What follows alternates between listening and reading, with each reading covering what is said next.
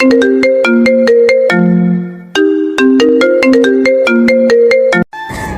কে আপনি? এই বেডে কি করছেন? ছি ছি ছি, শেষ পর্যন্ত একটা স্টাফের সাথে তুমি বেডে শুয়ে আছো। তোমার এতটা অধপতন কিভাবে হলো? আমিও তো কিছুই বুঝতে পারছি না, এই স্টাফ এই বেডে কিভাবে এলো? শুরু হয়েছে কনেপক্ষ আর বরপক্ষের ভিতরে কথা কাটাকাটি। আমার কথা এখনো টনটন করে ব্যথা করছে। এমন একটা অবস্থা হলো যে মারামারি লেগে যাবার মতো অবস্থা। উঠতে যাব তখন এই ছেলে, পালাচ্ছ কোথায়? দেখুন, আমি কিছু জানি না। আমার মাথায় কেউ আঘাত করলো, আমি নিচে পড়ে গেলাম। তারপর এখানে নিজেকে পেয়েছি। বিশ্বাস করুন, আমি কিছু জানি না। বললাম না এই মেয়ের চরিত্র ভালো না। তোমাকে বহুবার বারণ করেছি, কিন্তু তুমি বিশ্বাস করনি। এখন নিজের চোখে দেখলে বড় আব্বু তোমার হবু বৌমার চরিত্র। রাজ দেখলে তো তোমার হবু বউয়ের চরিত্র। এই মেয়ে, মুখ সামলে কথা বলো। তোমার সাহস কি করে হয় আমার চরিত্র নিয়ে কথা বলার? চুপ, একদম চুপ। তোমার জন্য আমার মান সম্মান সবকিছু শেষ হয়ে গেল। বিশ্বাস করো পাপা, আমি জানি না কি থেকে কি হয়েছে। আমি জানি না এই ছেলে কিভাবে এই বেডে এলো। এই কাজীকে এখানে ডেকে নিয়ে আসো।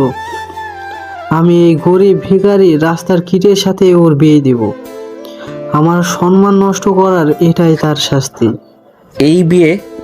না, আমি বিয়ে করতে পারবো না। প্রাণে বেঁচে থাকতে চাইলে এখানেই এখন বসে থাক, ভিখারির বাচ্চা। এ কোন মুসিবতে পড়লাম! আঙ্কেলকে দেখে বললাম, আঙ্কেল, আমি এখানে কিভাবে এলাম আমি নিজেও জানি না। আমি এই রুমের সামনে আসতেই আমার মাথায় কেউ আঘাত করলো। তারপর নিজেকে এখানে পেলাম। সিসিটিভি ফুটেজ চেক করলাম, এই ছেলে সত্যি বলছে। মাহফুজ সাহেবের কেউ একজন তার মাথায় আঘাত করে রুমের ভিতর নিয়ে আসে। এখন কিছু করার নেই, সম্মান বাঁচাতে এই ছেলের সাথেই বিয়ে দেওয়া লাগবে। এখন কিছু করার নেই, সম্মান বাঁচাতে এই ছেলের সাথেই বিয়ে দেওয়া লাগবে। এটা জানাজানি হয়ে গেছে। আপনার পক্ষ থেকে দুইজন সাক্ষী নিয়ে আসেন। স্যার, একটু ভেবে দেখুন, এমন বিয়ে দেয়া কি ঠিক হবে? আপনাকে যা বলছি তাই করুন, না হলে আপনার রিসোর্ট বন্ধ করে দিব। আমি কেমন মানুষ আমাকে আপনি ভালো করেই চিনেন। জি স্যার, আমি নিয়ে আসছি। মেয়েটার দিকে তাকিয়ে দেখি কেমন যেন চুপচাপ আছে। ঘটনা কি বুঝলাম না। একটু পরে দুইজন সাক্ষী এবং কাজী এলো। কাজী বিয়ে পড়াতে মেয়েটা কবুল করে নিল। বিষয়টা কেমন হলো আমাকে বলতে বলল, তখন চুপ করে গেলাম। এই ছেলে কবুল বলতে পারো না? জি জি, ধমক শুনে কবুল বলে দিলাম। কপালের নাম গোপাল। ভাগ্যের কি কি অপেক্ষা করছে জানি না। আল্লাহ যা করেন অবশ্যই ভালোর জন্য করেন। সবাই রুম থেকে বেরিয়ে চলে গেল। পকেট থেকে ফোন বের করে দেখি রাত 11টা বাজে। আপনারা কিছু বুঝতে পারছেন না তাই তো? আসুন ফ্ল্যাশব্যাক থেকে ঘুরে আসি। আমি আকাশ আহমেদ নীল, মা বাবার একমাত্র সন্তান। মা বাবার সম্পর্কে কি আর বলবো, দুজনেই চাকুরিজীবী। এইবার অনার্স দ্বিতীয় বর্ষে। ক্রাশ বলতে একটা মেয়ে আছে, দেখতে অনেক সুন্দর। তার সামনে যাবার সাহস হয় না, কথা বলা তো দূরের কথা। কলেজের মাঠে চুপচাপ বসে আছি, তখন বন্ধুরা একে একে এসে পাশে বসলো। ওদের সাথে কথা বলছি, তখন পিয়ন এসে বলল প্রিন্সিপাল নাকি ডাকছে। তাই উঠে প্রিন্সিপালের রুমে পারমিশন নিয়ে ঢুকলাম। জি স্যার, বলুন। গত 2 মাসের ফিস বাকি আছে, কখন ফিস দিবা? এমন চলতে থাকলে কিন্তু তোমাকে কলেজ থেকে বের করে দিব। তোমাকে এর আগে 2বার বলা হয়েছে, কিন্তু এখন পর্যন্ত টাকা জমা দিতে পারোনি। তুমি যদি বেতন দিয়ে নাই পড়তে পারবা, তাহলে আমাদের কলেজে ভর্তি হয়েছে কেন? সরকারি কলেজে ভর্তি হতে, অথবা নর্মাল কোনো কলেজে ভর্তি হতে। স্যার আমাকে সময় দেন, আমি আর কয়েকদিনের মধ্যেই ফিস দিয়ে দিব। এই মাস পার হলেই 3 মাসের ফিস বকেয়া হয়ে যাবে। তোমার বাবার নাম্বার দাও। জি, স্যারকে আব্বুর নাম্বার দিলাম। উনি ফোন দিলেন। আব্বু ফোন রিসিভ করতেই, আসসালামু আলাইকুম স্যার, আমি আপনার ছেলে কলেজ থেকে কলেজের প্রিন্সিপাল বলছিলাম। মনে হয় আব্বু ফোন কেটে দিয়েছে, কারণ স্যার আমার দিকে তাকিয়ে আছে। একটু তাকিয়ে থেকে বলল, তোমার আম্মুর নাম্বার দাও। জি। আম্মুর নাম্বার স্যারকে দিলাম। স্যার নাম্বার নিয়ে আম্মুকে ফোন দিল। ফোন রিসিভ করতেই, আসসালামু আলাইকুম ম্যাম, আমি আপনার ছেলের কলেজের প্রিন্সিপাল বলছিলাম। আপনি ওর আব্বুকে ফোন দেন, আমি একটা মিটিংয়ে বিজি আছি। আম্মু ফোন কেটে দিতেই স্যার আমার দিকে তাকিয়ে আছে। স্যার কখন ঠিকমতো তাদের সাথে কথা বলেছে আমি নিজেও জানি না। আপনি কিভাবে তাদের সাথে কথা বলবেন? তাদের ভুলের কারণে আমি আজ পৃথিবীতে না পেয়েছি কখনো তাদের আদর, না পেয়েছি ভালোবাসা, না পেয়েছি স্নেহ। এতদিন আমার দাদু ছিল, উনি দেখাশোনা করেছে এবং আমার খরচ দিয়েছে।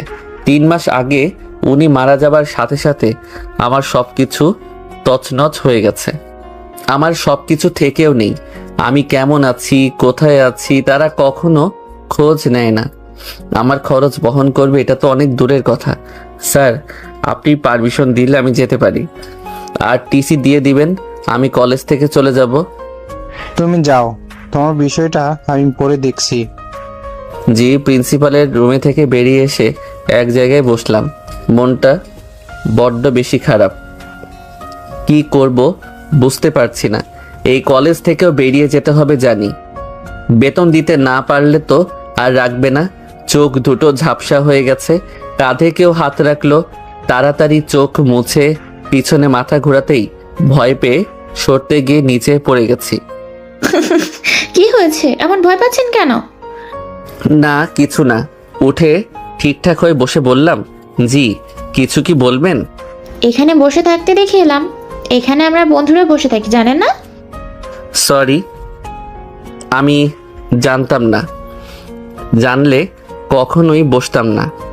সে ঠিক আছে, কিন্তু এমন ভাবে ভয় পাচ্ছেন কেন? আমাকে দেখে ভূত মনে হচ্ছে, না বাঘ না সিংহ? কোনোটাই না। আচ্ছা সরি। উঠে আসতে যাব তখন আমার গেঞ্জি টেনে ধরেছে। আমি কি কিছু করেছি? এমনভাবে ধরেছেন কেন? আগে জবাব দেন, তারপর এখান থেকে যান, না হলে এখান থেকে যেতে পারবেন না। মেয়ে মানুষ দেখে ভয় পাই, তাই আপনাকে দেখে এমন ভয় পেয়েছিলাম। আমার কথা শুনে মেয়েটা হাসতে লাগলো। কেন? মেয়েরা আবার আপনারা কি করলো? মেয়েদের এমন ভাবে ভয় পাওয়ার কি আছে? জানি না। এখন আপনি ছাড়েন না প্লিজ। গেঞ্জি ছেড়ে দিতেই দ্রুত হেঁটে চলে আসি বন্ধুদের কাছে।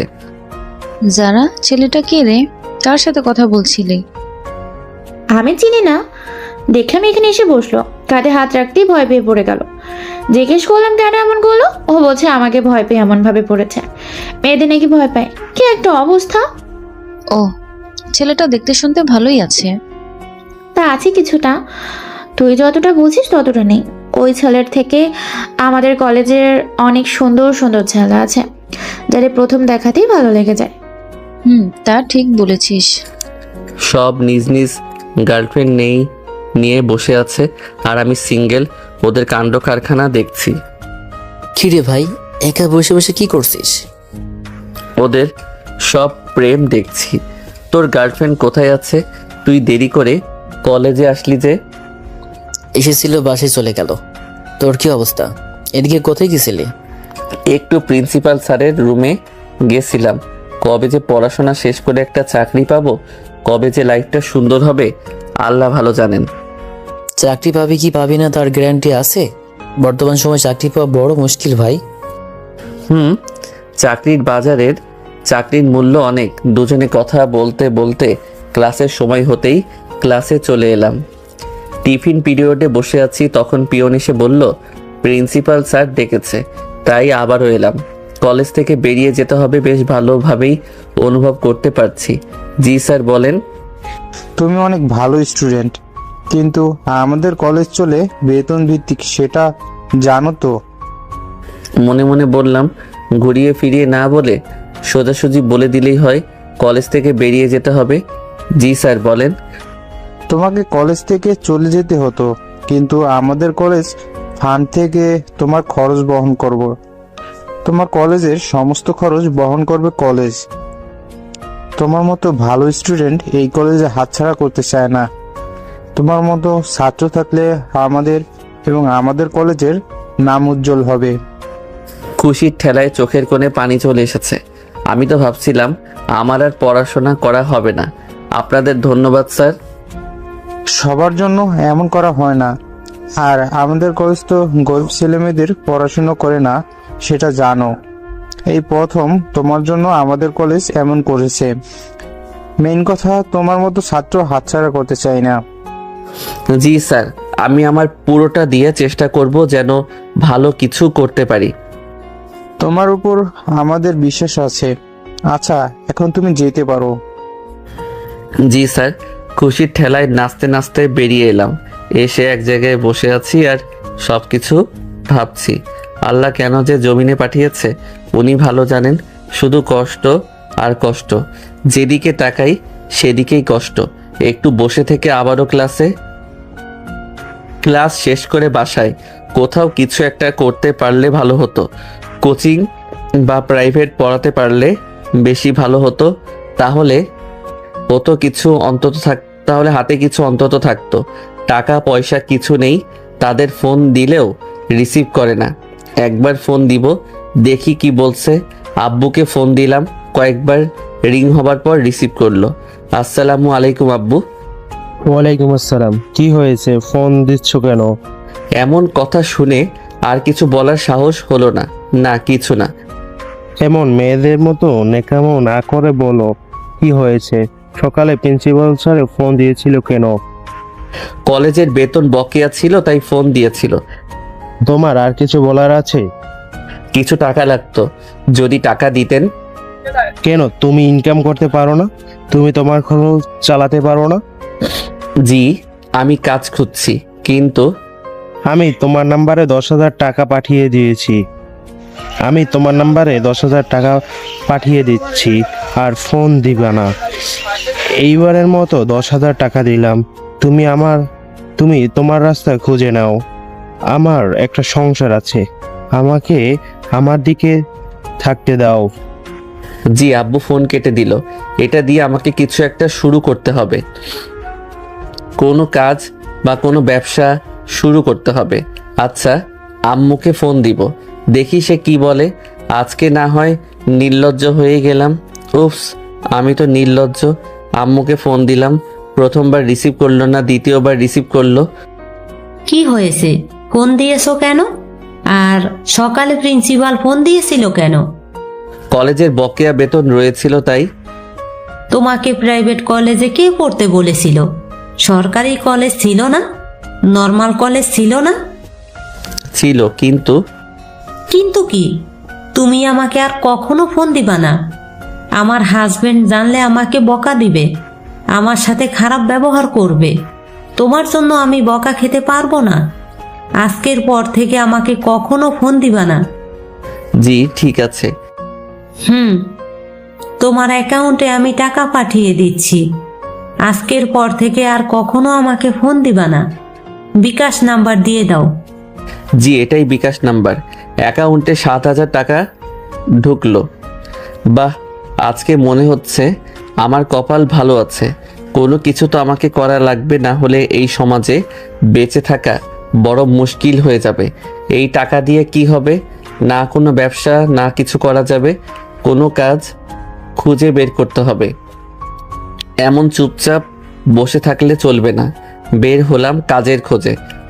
শুধু এমনভাবে টাকা বসে বসে খেলে আমার চলবে না। টাকাগুলো উঠিয়ে জমা রাখি। বাসা থেকে বেরিয়ে চলে আসি বাইরে। কোচিং করাতে পারলে বেশি ভালো হতো। মিনিট কিনে তারপর প্রতিটা কোচিং সেন্টারে ফোন দিয়ে জিজ্ঞেস করি তাদের কোনো শিক্ষক লাগবে কিনা। যেই ভাবা সেই কাজ। আমি মিনিট নিয়ে ফোন দেওয়া শুরু করলাম, কিন্তু সবার একই কথা, লাগবে না। আমাদের শহরে এতগুলো কোচিং সেন্টার আছে, জানাই ছিল না। এটাই শেষ দেখা যাক কি বলে। ফোন দিলাম, কয়েকবার রিং হবার পর রিসিভ করলো, কিন্তু ওখানেও হলো না। আমার ফ্রি টাইমে কি কাজ করতে পারি, ওভার টাইমে কি কাজ করতে পারি, একটু ভেবে দেখি কি করা যায়। এমন কোনো কাজ হতে পারে? উপস, পাগল হয়ে যাওয়া লাগবে দেখছি। তুই এখানে দাঁড়িয়ে আছিস কেন? কিছু কি হয়েছে? না, কিছু হয়নি, এমনিতেই দাঁড়িয়ে আছি। তুই এইদিকে কি করিস? এমনি এলাম। কোনো সমস্যা হয়েছে? ইদানিং তোকে কেমন চিন্তিত দেখাচ্ছে। না রে, তেমন কিছু না। একটা কাজ খুঁজছি, এই আর কি। যা ছিল প্রায় সব টাকা শেষ। কোচিং সেন্টারগুলোতে ফোন দিয়ে দেখছিলাম যে তাদের শিক্ষক লাগবে কিনা, কিন্তু কোথাও হলো না। পড়াশোনার পাশাপাশি পার্ট টাইম কোনো জব করতে হবে। নাজিমের বাবার রিসোর্টে গিয়ে দেখতে পারিস। নাজিম বলছিল যে ওর বাবার রিসোর্টে কয়েকজন লোক লাগবে। কি বলিস? আগে বলবি তো, আমি এখনই ওর বাবার সাথে কথা বলবো। চল তুই আমার সাথে, যদি কাজটা হয়ে যায় তাহলে তোর জন্য ট্রিট আছে। এমনিতে তোর কাছে টাকা পয়সা নেই, আবার তুই ট্রিট দিবি? আচ্ছা চল, দেখা যাক কি হয়। দুজনে ওর বাইকে উঠে চলে আসি নাজিমের বাবার রিসর্টে। দেখি নাজিমের বাবা নেই, ওনার ম্যানেজার আছে। ম্যানেজারকে জিজ্ঞেস করতেই বলে ভিতরে আছে। তাই আমরাও ভিতরে এলাম। আসসালামু আলাইকুম আঙ্কেল। নাজিমের বাবা আমাকে না চিনলেও তুহিনকে ভালো করেই চিনে। তোমরা কি মনে করে সবকিছু ঠিক আছে তো? জি আলহামদুলিল্লাহ, সব ভালো। আঙ্কেল, আপনার রিসোর্টে কোনো কাজ আছে? কার জন্য কাজ খুঁজছো? আমার জন্য পার্ট টাইম কোনো কাজ আছে? যদি থেকে থাকে তাহলে একটা কাজ দেন, বড্ড প্রয়োজন। কেন, তোমার আব্বু আম্মু কি তোমার বাসা থেকে বের করে দিয়েছে? না, তেমন না আঙ্কেল। যদি কাজটা দিতেন তাহলে অনেক ভালো হয়। যদি পার্ট টাইম কোনো কাজ থাকে তবেই, কারণ আমার কলেজ আছে। দেওয়া যাবে, কিন্তু এত প্রয়োজন কেন বুঝলাম না। ধন্যবাদ আঙ্কেল, সময় হলে কোনো একদিন বলবো। তবে আমার বাবা মা নেই, এতিম বলতে পারেন। ও আচ্ছা, তুমি ম্যানেজারের কাছে যাও, আমি ফোন করে দিচ্ছি। জি আঙ্কেল। ওখান থেকে ম্যানেজার স্যারের কাছে এলাম। উনি আগামীকাল থেকে আসতে বললো, আর বললো 3 দিন একটু ট্রেনিং দিবেন। সে যাই হোক, একটা পার্ট টাইম জব তো হলো। কি এখন তো ট্রিট দিবি নাকি? দিব যখন বলেছি, তখন চলো একটা ফাস্ট ফুডের দোকানে। বড় কোনো রেস্টুরেন্টে যাবার কথা বলিস না ভাই, জানিস তো আমার অবস্থা। আচ্ছা তুই যা, খাওয়াবি খাওয়াস। চল। তুহিনের বাইকের পিছনে উঠে লেকের পাড়ে এলাম। একটা ফাস্ট ফুডের দোকানে এসে 2টা বার্গার অর্ডার দিয়ে বসলাম। খাওয়া দাওয়া শেষে তুহিন চলে গেল। উঠে বিল দিয়ে নামাজ পড়ে বাসায়। পরের দিন রিসর্টে এলাম। 3 দিন ট্রেনিং নিলাম। ট্রেনিং শেষ করে আমার কাজ শুরু। কয়েক মাস কেটে গেল। এর ভিতরে আমার 2য় বর্ষ শেষ হয়েছে এবং ছুটি শেষে আমার কলেজও খুলে গেছে। কলেজে যাওয়া এবং বিকেল থেকে রাত পর্যন্ত ওভারটাইম জব। যদিও সব কিছু সামলানো কঠিন হয়ে যাচ্ছে। ঠিক মতো ঘুমাতে পারছি না, পড়াশোনাতেও ব্যাঘাত ঘটছে। কিন্তু যেমনভাবেই হোক আমাকে সব কিছু মেনটেন করতেই হবে। হাই। হ্যালো, কেমন আছেন? জি তো ভালো, তোমাদের কি অবস্থা? এই তো ভালো। কিছু কি বলতেন? এটা আমাদের ফ্রেন্ড, তাই না? জি, কিছু কি হয়েছে? আকাশ কি কিছু করেছে? আরে না, এত ঘাবড়ানোর কিছু নেই। ঘুরে ঘুরে সুন্দর দেখে তাই এলাম। দেখেন আপু, আপনি মিথ্যা বলবেন না। আমি কখন এমন করলাম? আপনি তো আমার দিকে ঘুরে ঘুরে দেখেন। কেন এমন ভাবে দেখে সেটাই জিজ্ঞেস করতে এলাম। আপনি জানলে কিভাবে আমি আপনার দিকে ঘুরে ঘুরে দেখি? তার মানে আপনি আমার দিকে ঘুরে ঘুরে দেখেন? না, আমি আপনার দিকে দেখি না। প্লিজ শুধু শুধু মিথ্যা বলবেন না। আচ্ছা, আমি মিথ্যে বলছি? আমি এখানে এমনি এসেছি। কেন অস্বীকার করছিস? স্বীকার করে নিতে সমস্যা কোথায়? আর দেখতেই পারিস, তাই না? ঠিকই তো, স্বীকার করে নিতে সমস্যা কোথায়? সাহস আছে যে স্বীকার করবে? না, তোর এমন ভাবে তাকানো উচিত হয়নি। আকাশ, তুই কি বামুন হয়ে চাঁদ ধরতে চাস? মুস্তাফিজ, এসব কেমন কথা? তুই এমনভাবে বলতে পারিস না। হ্যাঁ, গরিবদের বললেও সমস্যা। ওর কি যোগ্যতা আছে যে ভাইস প্রিন্সিপালের মেয়ের দিকে তাকায়? না বড়লোকের মেয়ে পটিয়ে বড়লোক হতে চায়? তুই কি এখন বেশি বেশি বলছিস না? তোর এমনভাবে অপমান করার তো আমি কারণ দেখি না। ওর প্রতি তোর এত দরদ কেন আমি বুঝি না। আকাশ আমাদের বন্ধু। আকাশের উপর তোর রাগ কিসের বলবি? তোর তো কিছু করেনি। এসব কি হচ্ছে? কিছু তো বুঝলাম না। আপনার বুঝে কাজ নেই, আপনি দয়া করে যান প্লিজ। থাক, তোদের ঝগড়া করার প্রয়োজন নেই। ওখান থেকে এসে এক জায়গায় চুপচাপ বসে থাকলাম। আমার বন্ধুদের ভিতরে কত রকমের বন্ধু, যদিও তুহিন শুধু আমার ভালো বন্ধু। নাজিম, মুস্তাফিজ, মনিরা এরা তুহিনের ভালো বন্ধু, আমার নয়। ওরা আবার একটু বড় লোকস বেশি, অহংকার বেশি। কেন জানি আমাকে তারা সহ্য করতে পারে না। পাশে কেউ বসেছে, মাথা উঁচু করে দেখি ওই মেয়েটা। আমাকে এমনভাবে নিচু দেখানোর কি এতটাই প্রয়োজন ছিল? আমি বুঝতে পারি এমন কিছু হবে। ওনারা সবাই আপনার বন্ধু না? সবাই না, কয়েকজন শুধু নামে। আমি তো আপনার কিছু করিনি, তাহলে এমনভাবে অপমান করালেন কেন? আমি আপনাকে কিছু বলতাম, আপনি প্রতিশোধ নিতেন, কিছু মনে হতো না। কিন্তু আপনি কাজটা মোটেও ঠিক করেননি। খোদার কসম, আমি জানতাম না এমন কিছু হবে। প্লিজ আপনি আমাকে মাফ করেন। মেনে নিলাম যে না বুঝে এমন করেছেন। ঠিক আছে, আমি কিছু মনে করলাম না। এবার আপনি ওঠেন আর আমাকে একা থাকতে দেন। মন খারাপ, তার জন্য সরি। সিরিয়াসলি আমি বুঝিনি। ইটস ওকে, আপনি আমাকে একটু একা থাকতে দিলেই হবে। দয়া করে যদি একটু যান তাহলে ভালো হয়। ওকে, এত অনুরোধ করতে হবে না। মেয়েটা উঠে চলে গেল। উনি আবার হঠাৎ করেই কেন বাঁশ দিতে এলো জানি না। এমনিতে চারদিক থেকে বাঁশ খাচ্ছি, আবার এটা কোথা থেকে বাঁশ নিয়ে হাজির। একটু বসে থেকে ক্লাসে, ক্লাস থেকে বাসায়, বাসা থেকে রিসর্টে। ও বাবা, আজকেও দেখি বিয়ের ইভেন্ট আছে। ও এখন তো আবার বিয়ের মৌসুম শুরু হয়েছে। আজকে আবার অনেক রাত হয়ে যাবে বাসায় ফিরতে। এই সব ভেবে কাজ নেই। এই আকাশ, শোনো।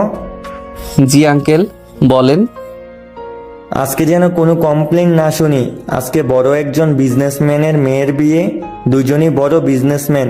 কোনো প্রকার কমপ্লেন না আসে, না হলে আমার মানিজ্য থাকবে না। জি বুঝতে পারছি। আঙ্কেল চলে গেল। বুঝলাম না আমাকে এইসব কেন বলল। আমি আবার কখন কি করেছি ভাই? আমি কি সবার চোখের বিষ নাকি? বেশ সুন্দর আয়োজন চলছে, আমি আমার ডিউটি করছি। লোকজন আসা শুরু করেছে। সবার গাড়ি গেট আপ দেখে বোঝা যাচ্ছে যে সবাই বড়লোক আছে। এমন টাকা পয়সাও হবে না, এমনভাবে বিয়েও হবে না। আর বর্তমানে স্বর্ণের যেই দাম, ভাগ্যে বিয়ে নেই। রাতে ম্যানেজার বর আর কনের রুমে ড্রিঙ্কস আর ফলমূল দিয়ে পাঠিয়েছে। এই জবের জন্য আর কি কি করতে হবে আল্লাহ মালুম। তারা বাসর করবে না এই সব ছাইপাস খাবে? এখনো বিয়েও হয়নি, তার আগে সবকিছু রেডি করে রাখতে হচ্ছে। রুমের সামনে আসতেই মাথায় কেউ আঘাত করলো। চোখে সরিষার ফুল দেখতে লাগলাম। চোখ খুলতে আকাশ থেকে পড়েছি। এইসব লোকজন কে, কারা এইসব? আমি বেডে কি করছি? পাশে তাকিয়ে দেখি একটা মেয়ে শুয়ে আছে। এইসব কি? হবু যে বর আমার দিকে অগ্নি দৃষ্টিতে তাকিয়ে আছে, কোণে ঘুমিয়ে আছে। মেয়েটার শরীরে মোচড় দিয়ে ঘুম থেকে উঠল। নাম শুনেছিলাম, নওশিন। এক পলক দেখেছিলাম মেয়েটা অনেক সুন্দর, এখন সে আমার পাশে শুয়ে আছে। আমি বসে বসে চিন্তা করছিলাম আমার সাথে কি হচ্ছে। তখন নওশিন, মানে যার সাথে আমার মাত্র বিয়ে হইল, সে বলল, এই ছেলে চলো ওদের বিয়ে দেখি। হ্যাঁ, আমি কিছুই বুঝলাম না। এইসব কি হচ্ছে আমাকে বলবেন? আরে যেই মেয়ে আমার চরিত্রের উপর দাগ দিচ্ছেন না, সেই মেয়ে এই সব করেছে।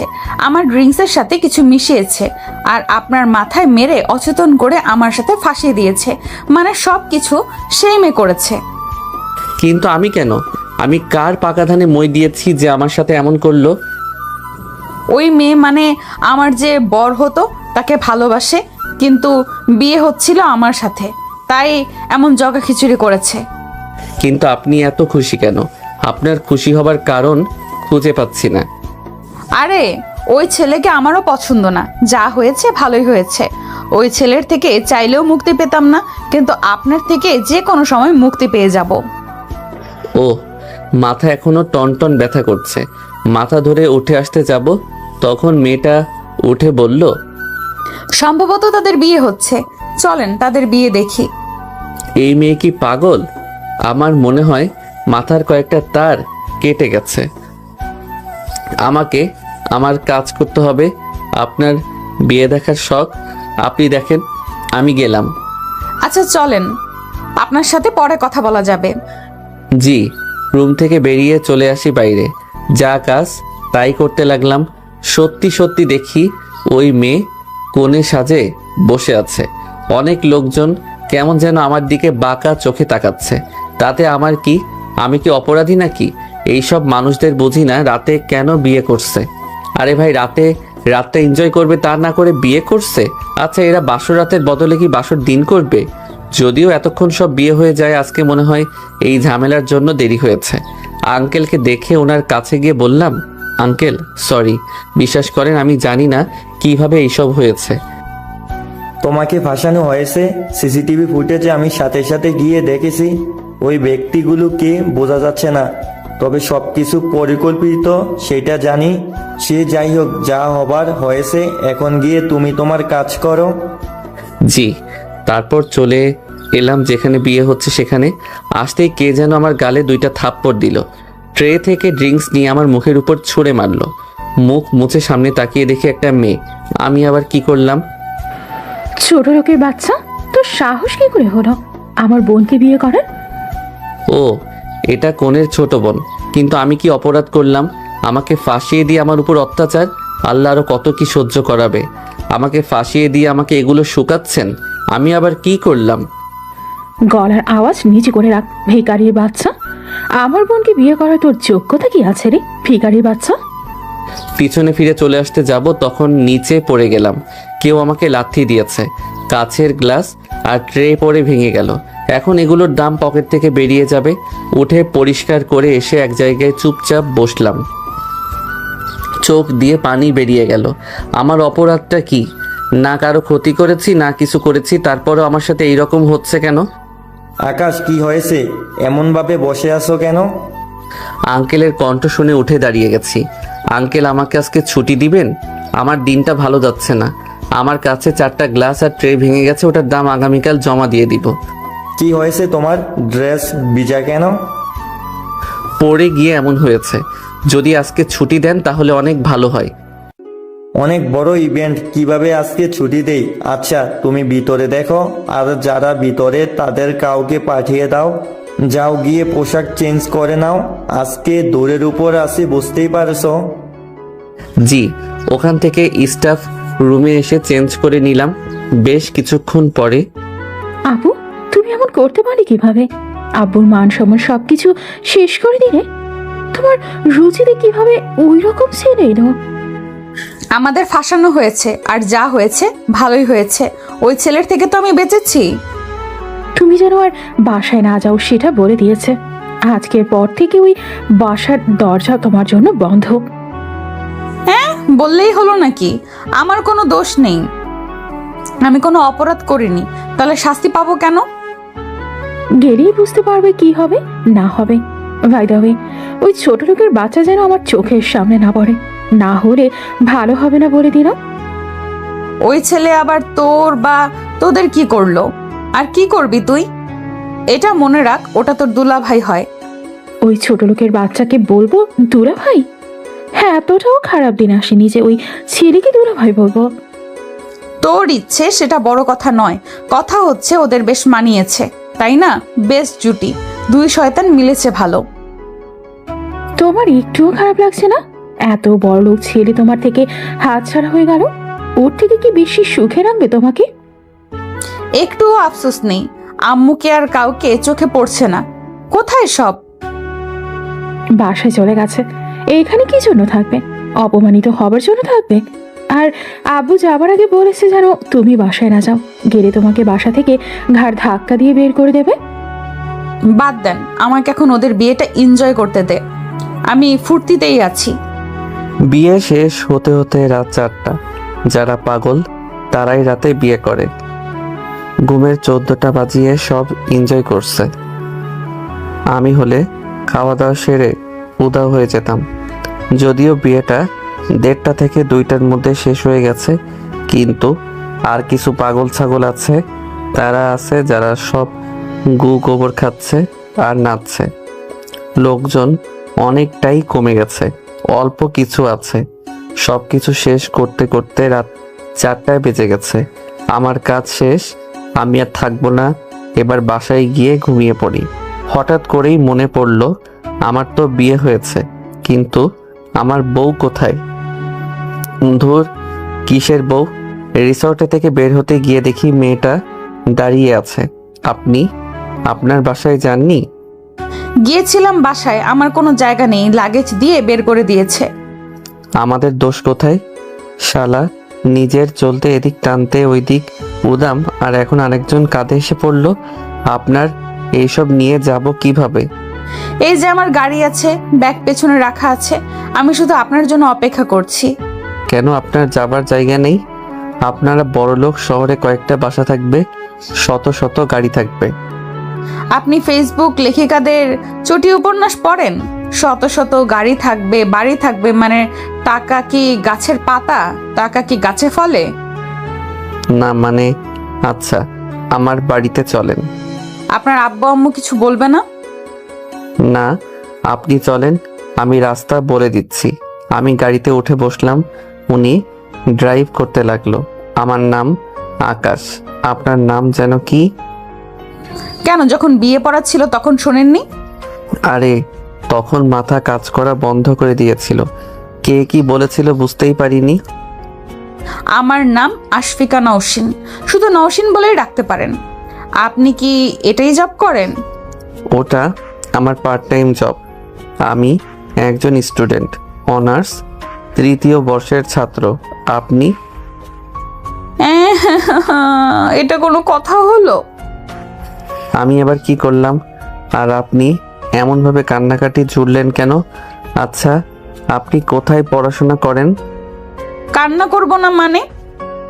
আপনি আমার থেকে ছোট, আল্লাহ ভাগ্যে শেষ পর্যন্ত এই ছেলে ছিল। হ্যাঁ, আপনি আমার সিনিয়র। ভাগ্য খারাপ থাকলে যা হয়। মনে মনে বললাম, ভাগ্য ভালো আবার কখন ছিল? সব দিক দিয়েই তো ফুটো। আমি একজন ডাক্তার। যাক, আল্লাহ বাঁচিয়েছেন। তাহলে আপনার খরচ আপনি চালাতে পারবেন? এমন কথা বলছেন কেন? না মানে, আমি আমার খরচ চালাতে হিমশিম খেয়ে যাই, তার উপর আপনার খরচ কিভাবে বহন করতাম বলেন? ও, বাসায় কে কে আছে? জি, শুধু আমি। না বাবা আছে না মা আছে। আমার দাদা ছিল, এই 1.5 বছর আগে মারা যায়। So sad. আপনার আব্বু আম্মু কবে থেকে নেই? আরে মারা যায়নি, বেঁচে আছে, তবে আমার কাছে তারা মারা যাবার মতোই, আর তাদের কাছে আমিও মারা যাবার মতো। মানে তারা দুজনে তাদের নিজ নিজ সংসার নিয়ে আছে। তাদের যখন ডিভোর্স হয় তখন আমার দায়িত্ব নিয়ে মারামারি করলেও পরে আর কেউ খোঁজ খবর নেয়নি। আদালত তাদের আমাকে ভাগ করে দেয়, কিন্তু তাদের যখন বর এবং বউ হলো তখন আমাকে সহ্য করতে পারতো না, তাই দাদা আমার দেখাশোনা করতে শুরু করে। তারও বয়স হয়েছিল, মারাও গেল, তারপর থেকে আমি একা।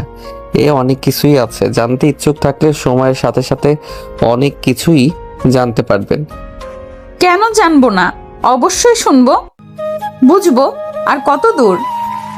এই তো সামনেই, বাঁক নিয়ে সামনে 2টা বাসা, পরের বাসা। তারপর বাসায় চলে এলাম, গাড়ি থেকে ব্যাগ নামিয়ে বললাম এই সাইডে গাড়ি পার্ক করে দেন। তারপর বাসার ভিতরে চলে আসেন। লাগেজ নিয়ে বাসার সামনে এসে তারা খুলে ভিতরে এলাম। গাড়ি সাইড করে ঢেকে নওশিন বাসার ভিতরে এলো। বাসা তো বেশ ভালোই আছে, আমি ভাবলাম না জানি কেমন। জি, আমার বাবা, আমার চাচারা থাকতো, কিন্তু সবাই এখন আলাদা আলাদা হয়ে গেছে। দাদা মৃত্যুর আগে এই বাসা আমার নামে করে দিয়ে গেছে, তাই এই বাসা নিয়ে কেউ ঝামেলা করার সাহস পায়নি, না হলে হয়তো এই বাসা থাকতো না। আমার কাছে শুধু এই বাসাটাই আছে, এর বাইরে আমার কাছে কিছু নেই। বুঝলাম, ঘুমাবো কোথায়? একটু অপেক্ষা করুন, আমি বিছানা ঠিক করে দিচ্ছি, শুধু সবকিছু বের করে বিছানায় পারতে হবে। একসাথে ঘুমাতে সমস্যা কোথায়? এমন নয় যে আমি আপনার জন্য হারাম, না মানে আমি তো আপনার বউ, তাই না? দেখেন, আমার মনে হয় এখন কথা না বলে ঘুমিয়ে পড়েন। আপনার সাথে কথা হবে, গল্প হবে, ভাব আদান প্রদান হবে। আপাতত আমিও ক্লান্ত, আপনি অনেক ক্লান্ত, আর আপনি যদি গোসল দেন তাহলে ওই যে ওয়াশরুম। আচ্ছা ঠিক আছে, আমি ফ্রেশ হয়ে ঘুমাবো। শরীর অনেক ক্লান্ত, পরিশ্রান্ত, অবসাদগ্রস্ত। বিরাম। আমারও। আসেন আমার সাথে। আমি রুমে এলাম, পিছনে পিছনে নওশিন এলো। আমি পোশাক নিয়ে বেরিয়ে এলাম, ভাবলাম গোসল করব না, আগে ওনাকে বলি দিয়ে বিছানা ঠিক করি, তাই আবার রুমে আসতে যাব। তখন বললাম আসতে পারি? জি আসুন, পারমিশন নেওয়া লাগবে না, রুমের ভেতরে পারমিশন ছাড়াই ঢুকতে পারেন। কিন্তু যদি গোসল করতে চান তাহলে চান। আমি ততক্ষণে অন্য রুমে গিয়ে রুম ঠিক করি। নওশিন চলে গেল। আমি অন্য রুমে এসে পরিষ্কার করে ওয়ার্ড্রোব থেকে সব কিছু বের করে বিছানা করে দিলাম। তারপর আমার রুমে গিয়ে বিছানায় নওশিনের জন্য অপেক্ষা করতে লাগলাম। দেখি 5টা বাজতে গেল আর চারপাশে আজান দেওয়া শুরু করেছে। কিছুক্ষণ পরে নওশিন আসলে বললাম, আসেন, ওই রুম ঠিক করা হয়ে গেছে, আপনার লাগেজ দিয়ে ওখানে রেখে দিয়েছি। মাথা নাড়িয়ে আমার পিছনে পিছনে এলো। এখন ঘুমিয়ে পড়েন, আমি নামাজ পড়ে ঘুমাবো। আচ্ছা ঠিক আছে, গুড নাইট। জি।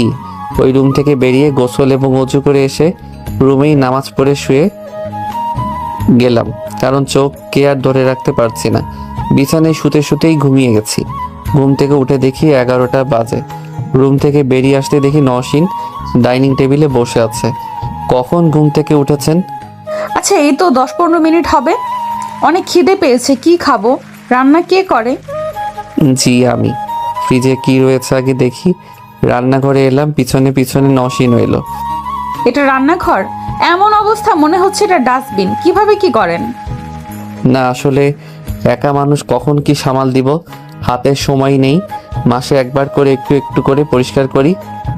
আপনি আমার সাথে হাত মেলান, আগে পরিষ্কার করব, তারপর রান্না বান্না হবে। এত নোংরা হলে চলে? বাসায় কি অবস্থা হয়ে আছে, রান্নাঘরের কি অবস্থা হয়ে আছে, ওয়াশরুমের কি অবস্থা হয়ে আছে। মাথা চুলকাতে চুলকাতে বললাম, আসলে এত পরিষ্কার করে কি হবে, অত সময় আমার নেই।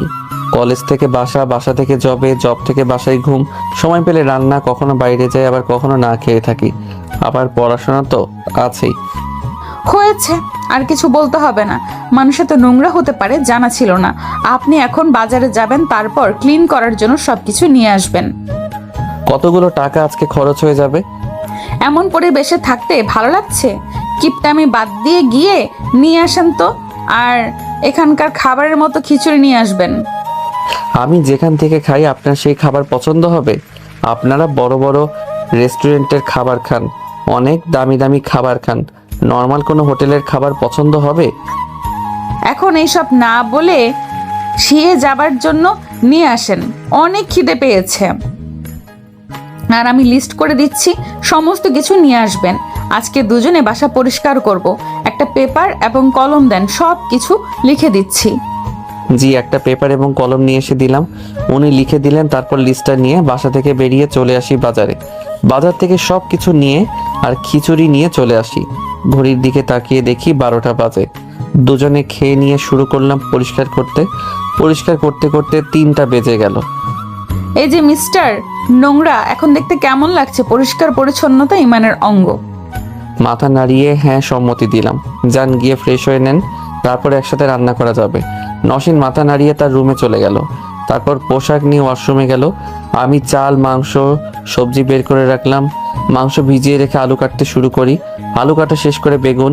এদিকে তো ভাতের পানি চুলায় দিয়েছি। বেগুন কাটা শেষ হতে হতে পানি ফুটে গেলে চাল ধুয়ে দিলাম। দেখি নওশিন চলে এসেছে। বাহ, অনেক কিছুই করা শেষ। এখন যান গিয়ে আপনিও গোসল সেরে নেন। এমন ভাবে তাকিয়ে আছেন কেন? এই যে হ্যালো। আপনি অনেক সুন্দর, নামের মতোই মিষ্টি। ধন্যবাদ। এখন গিয়ে গোসল সেরে নেন, তারপর একসাথে খেতে বসবো। মাথা নাড়িয়ে চলে এলাম রুমে। রুম থেকে ওয়াশরুমে গোসল করে কাজা নামাজ আদায় করে নিলাম। নামাজ শেষ করে এসে দেখি মাংস কষছে, মশলা কম মনে হচ্ছে। এত মশলা খাওয়া ভালো না। ভাত হয়ে গেছে, এখন সবজি আর মাংস হয়ে গেলেই হয়ে গেল। আজকে খেতে খেতে 4টা বেজে যাবে। আবার ওনার দিকে তাকালাম। ভেজা চুল, চুলগুলো মাশাল্লাহ কোমর পর্যন্ত। ওনার চুল থেকে শ্যাম্পুর খুশবু ছড়াচ্ছে। আমার তো সেই তখন থেকে কেমন কেমন লাগছে। রাত থেকে একটা মেয়ে আমার সাথে সাথে আছে, ভাবা যায়? আমার কাছে তো স্বপ্নের মতো মনে হচ্ছে। এমন ভাবে তাকিয়ে থাকলে নজর লেগে যাবে। সরি, আপনি এত সুন্দর যে বারবার আপনার দিকে তাকাতে ইচ্ছা করছে। আল্লাহর কসম, আমি সত্যি বলছি। গার্লফ্রেন্ড ছিল বা আছে?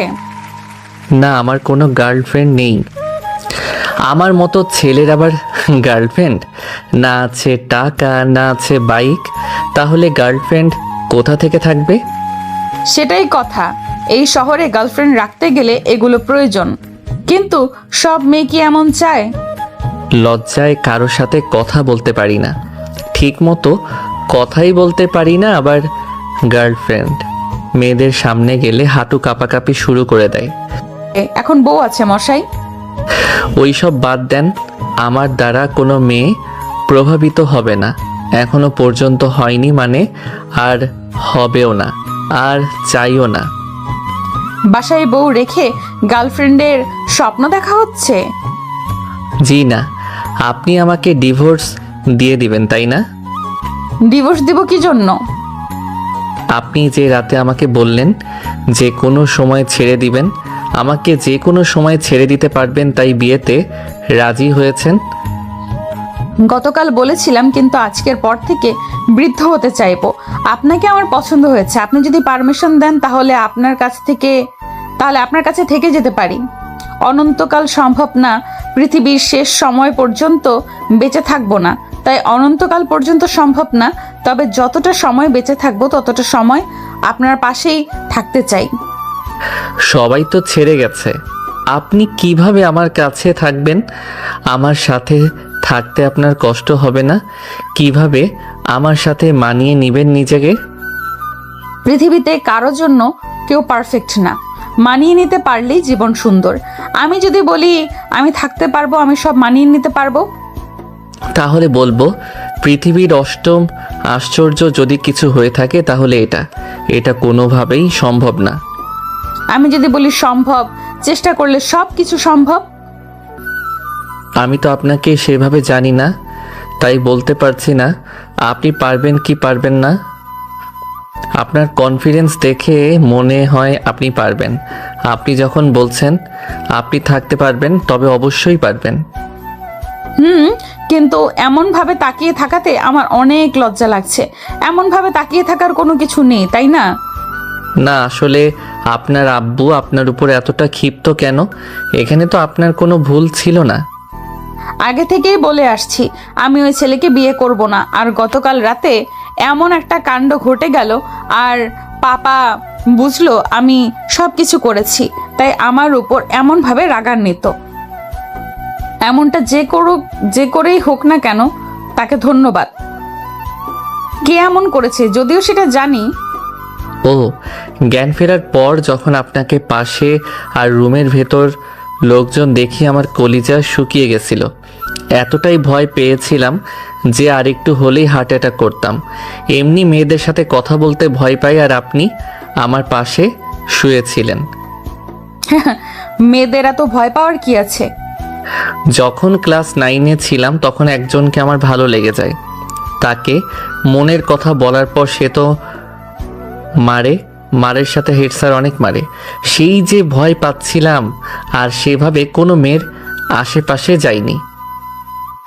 পড়াশোনা, বাইরে একটু ঘোরাঘুরি, ফোনে গেম খেলার মধ্যেই সময় পার করেছি। তাই না? মেয়েটার ভয় তাহলে এখনো মনের ভেতরে আছে? শুধু ওই মেয়ে না, প্রতিটা মেয়েকে ভয় পাই, এমনকি আপনাকেও ভয় পাচ্ছি এবং পাবো। আমার কথা শুনে আমার দিকে ভুরু কুঁচকে তাকিয়ে বলল, আমাকে ভয় পাওয়ার কি আছে? আমার আম্মুর জন্য। এখানে আম্মু কোথা থেকে এলো? দেখা গেল আপনার সাথে কোনো কিছু নিয়ে একমত হলো না, ঝগড়া হলো, আপনি পুলিশকে বলে থানায় ভরে উদুম কেলানি খাওয়ালেন। আমার আম্মু তো তাই করতো। এটা আবার কেমন কথা? তাদের ডিভোর্সের কারণ কি? একে অপরের প্রতি অভিযোগ। তারা কিন্তু রিলেশন করেই বিয়ে করেছিলেন। দুজনে জব করত, একে অপরকে অভিযোগ করত, বিভিন্ন দোষারোপ করত। এক কথা থেকে দুই কথা, তারপর হাতাহাতি, এরপর জেলে দেওয়া, তারপর ডিভোর্স। আম্মুর জব হবার আগ পর্যন্ত সব কিছু ঠিকঠাক ছিল, কিন্তু যখন আম্মু জব পেয়ে গেল, তার ছেলে কলিগদের সাথে চলাফেরা করতে লাগলো। বাসা থেকে দেরি করে আসতে শুরু করলো, আমাকে অযত্নে রাখা শুরু করলো, সংসার দেখাশোনা করা বন্ধ করে দিল। তখনই ঝামেলাটা শুরু হয়েছিল। এই সমস্ত হবার কারণ ওই জব। সত্যি বলতে চাকরিজীবী মেয়েদের আমি ঘৃণা করি। আমাকে তাহলে আপনি ঘৃণা করছেন বা করবেন? ঘৃণা করব এবং ভয় পাবো। যদিও আমার হারানোর কিছু নেই, আপনি যা কিছু করতে পারবেন। বুঝতে পারছি এই সব কিছু আপনার স্মৃতিতে অনেক বড় আঘাত করেছে। আশা করি ভুল ভ্রান্তি ভেঙে যাবে, আর এমন কিছু ভাবাই স্বাভাবিক। I agree. তবে যা হয়েছে সেটা ভালো হয়নি। আপনার সাথে অনেক খারাপ হয়েছে।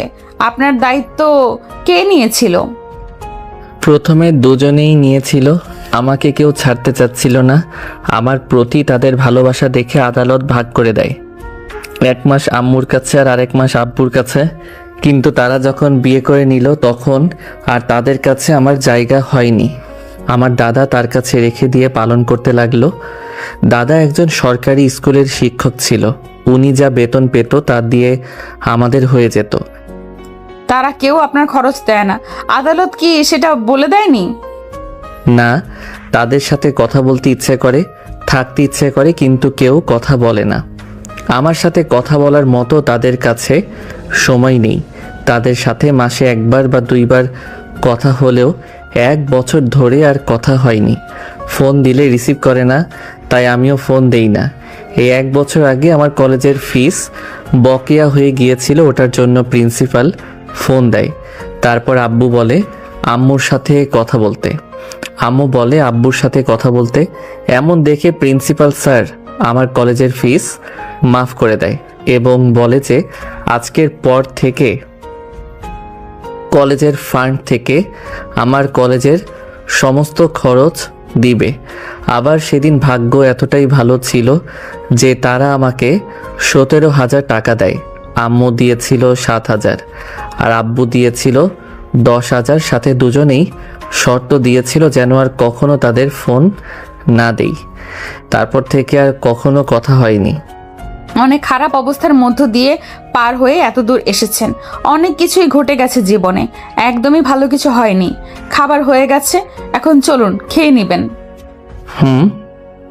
হাতের উল্টো পিঠ দিয়ে চোখ মুছে নওশিনের সাথে খাবার নিয়ে ডাইনিং টেবিলে এলাম। দুজনে একসাথে খেতে বসলাম। খাবার মুখে দিয়ে বললাম, এর আগে রান্না করেছেন কখনো? কেন, কোনো কিছু কম হয়েছে কি? না বেশি হয়ে গেছে? ইসরে, লবণ কম হয়ে গেছে। অনেক ঝালও হয়েছে। এত ঝাল মানুষে খায়? অনেক দিন আগে রান্না করেছি, তারপর আর করা হয়নি, তাই এমন হয়ে গেছে। সরি। কষ্ট করে একটু খেয়ে নেন। দেখি লেবু আছে কিনা। উঠে ফ্রিজে গিয়ে দেখলাম লেবু আছে। লেবু নিয়ে রান্নাঘরে এসে কেটে লবণ নিয়ে এলাম। আজকের মতো এমনভাবে চালিয়ে নেওয়া লাগবে। আমি টেস্ট করেও দেখিনি, একটু খেয়ে দেখা উচিত ছিল।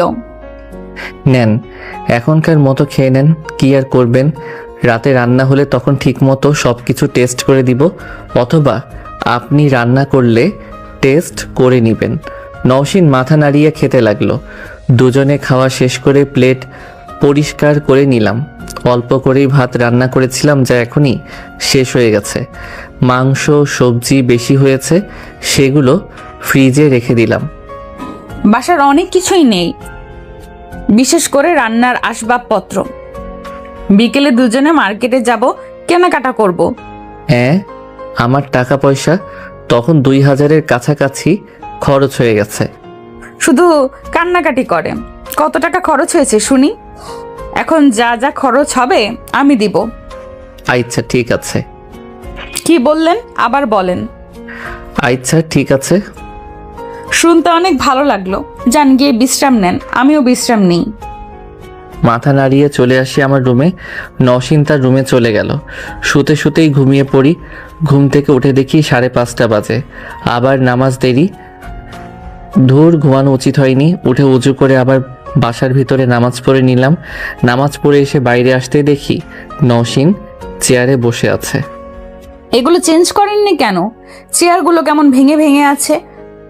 হ্যাঁ, দেখেন আমার কাছে এত টাকা নেই, আর আমি টাকা জমাচ্ছি কোনো ব্যবসা বা কিছু করব তাই। আহারে, আমি বলিনি।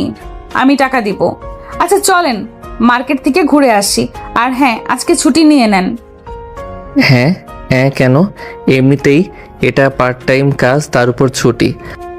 তো ম্যানেজারকে ফোন দেন, তারপর আজকে ছুটির আবদার করেন, দেখবেন ছুটি দিয়ে দিবে।